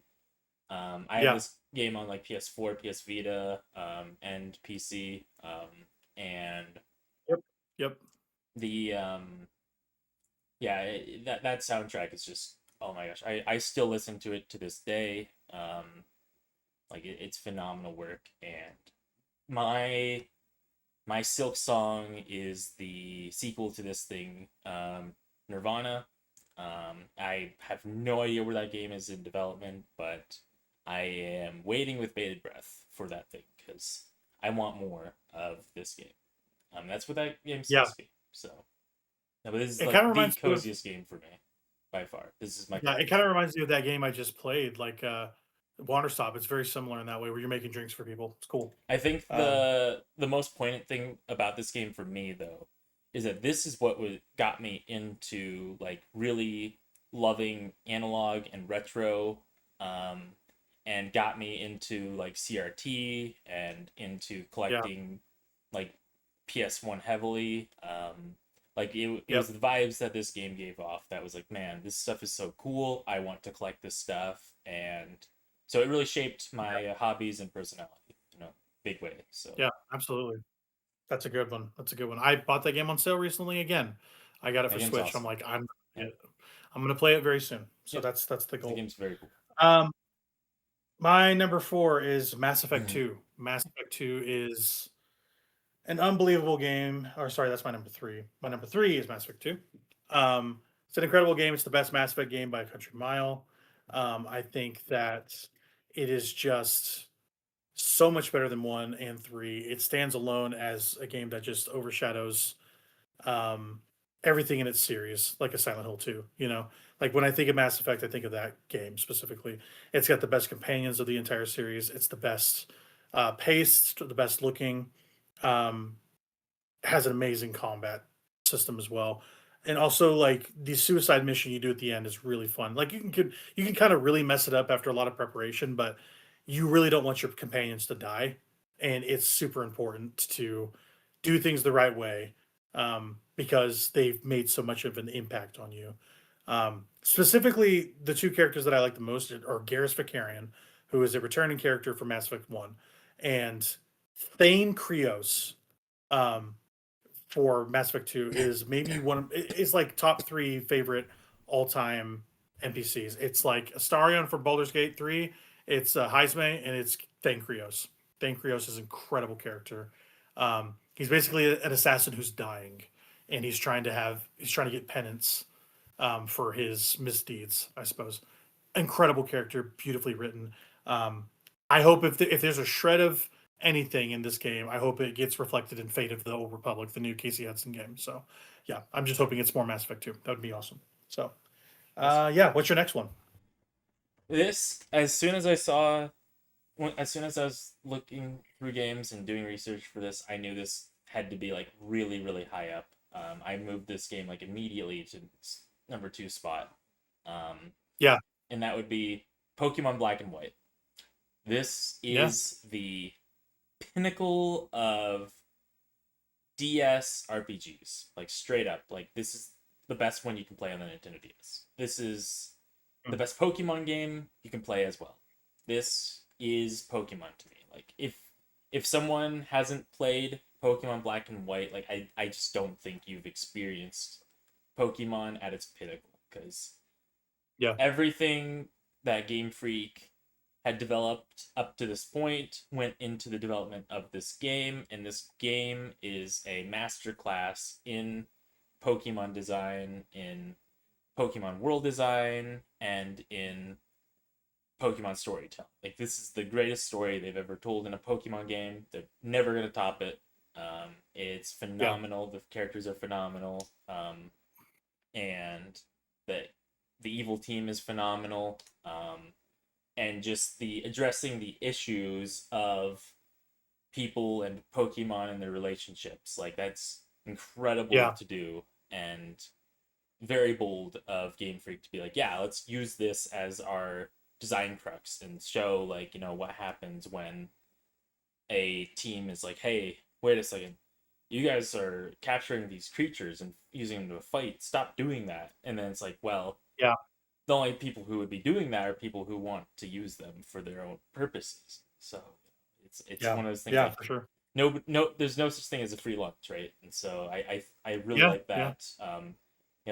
Like, theme of the game, things aren't black and white. Like, that's the whole point of the game, is that That's the whole point. it's the other thing being truth versus ideals, and it's such a cool thematic. Oh my, I adore this game. And this was actually my first, like, Pokemon game that I owned, because I was not allowed to touch Pokemon within a 5-inch pole as a kid, and so funny anecdote of me buying this game. I bought this game myself, and I was at the store with my mom, and she saw me buying it. She's like, that game, Pokemon Black, that doesn't sound very good. Maybe you should get Pokemon White instead. That one sounds a little bit better. That's very funny. So I picked up Pokemon White, and I never regretted it, because that was the one with Zekrom, and I love Yeah, you can thank your mom. Bless her heart. Yep. Absolutely. I would have been so disappointed getting Reshiram. I do not like Reshiram very much. I much prefer Zekrom. Zekrom is so cool. I know someone that's a huge Reshiram person. A lot of people are. There's a community for that. I'll just put it that way. But it's not for me. But I think that anyone who is even remotely interested in Pokemon and in JRPGs just needs to play this thing. It's so much fun. All of the characters, like, you won't be disappointed. Now, the Black and White 2 are fine, I think. I could never get myself to play through that thing, because it just takes away a lot of what makes Black and White 1 unique for me, and just kind of makes it feel a bit like generic Pokemon. Like, I feel like that was the start of the decline for the series for me. And then it just kind of goes downhill at the 3DS era. So, and Moon was okay, but yeah. So that's Black and I gotta White. play that game. I adore. I can't stress enough how much I love those games. I mean, it got all the way up above all these games I just talked about. So, that game's fantastic. Sure. I'm not even like a huge Pokemon person necessarily, but that game specifically is Pokemon to me. So, yeah, love it. My number 2, it's The Witcher 3. We talked about this game a little bit. Yep. Everything that I said still stands. It's an incredible game on the whole. Yep. I think this game is it's a lot of things. It's the game of it was the game of the moment back then. It's a game that has continued to be relevant. And it's spawning a successful multimedia franchise and an eventual sequel. And I just think that The Witcher 3 is the basis for all of CD Projekt Red's success, and I think it's for good reason. Like, it's an incredible game. They just the main story alone is great, but like all the side stuff, all the bounty hunts you do, like the Bloody Baron, like I could just say that name and you would know what's going on. Yep. Whoa, yeah. Boom. Yeah, exactly. Exactly. And it's intertwined with the story, but you can just leave it at a certain point if you want. But you can also investigate it more after the story. Like the main stuff stops becoming main after a while and becomes side. Yep. But it dovetails beautifully. and it's awesome. It's an awesome game. I've put 180 hours into it. I don't even think I've finished all the quests. I genuinely don't think I have. Oh, I Um, definitely have. and it's got the single best side minigame thing of all time in Gwent. I think Gwent Yes, is Gwent is the best. so amazing. It's one of the best card things ever I think made. it is. I just think it is. I I think think, it is. as somebody who's an avid Magic the Gathering player, I think I like Gwent better. Like straight up. Like I don't like that Gwent Gwent is like so good. standalone thing. I don't think I like that thing, but I like it in The Witcher 3 specifically. They basically ruined Gwent when they made it Yep. standalone. Like Yep. in the game, it is untouched. It is pristine. Yep. Never change it. It's amazing. So yeah. What's your top? What's your top game? I couldn't narrow it down to a top, so I just went ahead and went with the Dark Cheater. Souls trilogy. Cheater. Dark Yeah, Souls trilogy. okay. Yep. Mainly because Dark Souls 1 and 2 are my darlings. I love those things to pieces. 3's okay. I like 3. No, I love 3 as well. It's just 1 and 2 have like that very poignant design of like every move you make is very critical. Like it's a very critical decision. Every single thing you do. And there's a lot of enemies that once you learn them, you don't even have to dodge roll. You can just sidestep their attacks. Yeah. And there's a lot more of that in 1 and 2 than there is in 3. So it's just I like the systems in 1 and 2 better than in 3, but I love all of those games, and 1 and 2 I always go back and forth on which one's my favorite because they're both my darlings. So Love it. these Love it. And we just beat Dark Souls 1 recently, so yeah. yeah, I mean these games genuinely changed how I think about games, how I play games, and I've basically built a lot of my personality around these games. So I'm Absolutely. people around me know me around these games, like associate me Yep. with these games. So like Mhm. these are my games. These Dark Souls games, I love them so much. They're maybe the most important games of our relationship, you and I. Like Yep. genuinely. Yeah. Dark Souls 1 we commiserated about in middle school to high school, and Yep. from there we went like we became obsessed with Dark Souls 1 specifically. Yep. And I love it. And yeah, staying on the FromSoft tip, my favorite game of the 2010s is Bloodborne, obviously. Also a It's the fantastic only game entry. I have. It's the only game I have tattooed on my body. Yep. It's the only tattoo I have. And I just think that it is Miyazaki's best work. He literally says it's his best game, and I believe him. Sure. When I estimate like how I feel about it, every time I go back, my take is solidified that it is the best video game I've ever played. It's the best FromSoft game ever. It tops in atmosphere, combat, characterization, story, everything that you could want from a FromSoft game. It's like it's there. Like Yeah. if you're going to show anybody a game, you from FromSoft, it's either Elden Ring or Bloodborne, in my opinion. And Sure. personally, I think it should be Bloodborne. Bloodborne is the most playable of any of them, I think, because it's so aggressive and so I don't know. It's just fun. It's just a fun game. They need to get around to remaking it / remastering, which I expect they Put it will on on the grand PC. timeline. Put it on PC. They will one day. It's just Yep. a matter of time. I'm just not going to hold out hope for it. When it happens, I'll be thrilled. Yeah. But yeah, it's the best. It's the best game, and also like we're talking best DLC for The Witcher 3. Like I think the Old Hunters DLC is my favorite piece of DLC ever in anything. So I do think that my favorite from Soft guy is Ludwig. I love Ludwig the Holy Blade. Only because he Yeah, has that's boss fight. my Amazing. only because he has my beloved Moonlight Greatsword for my Kingsfield games. So Yep. and for my Armored Core Yeah, games. Ludwig, So Ludwig the Holy Blade might have the best boss theme of that game as well, besides Father Gascoigne, in my opinion. yeah.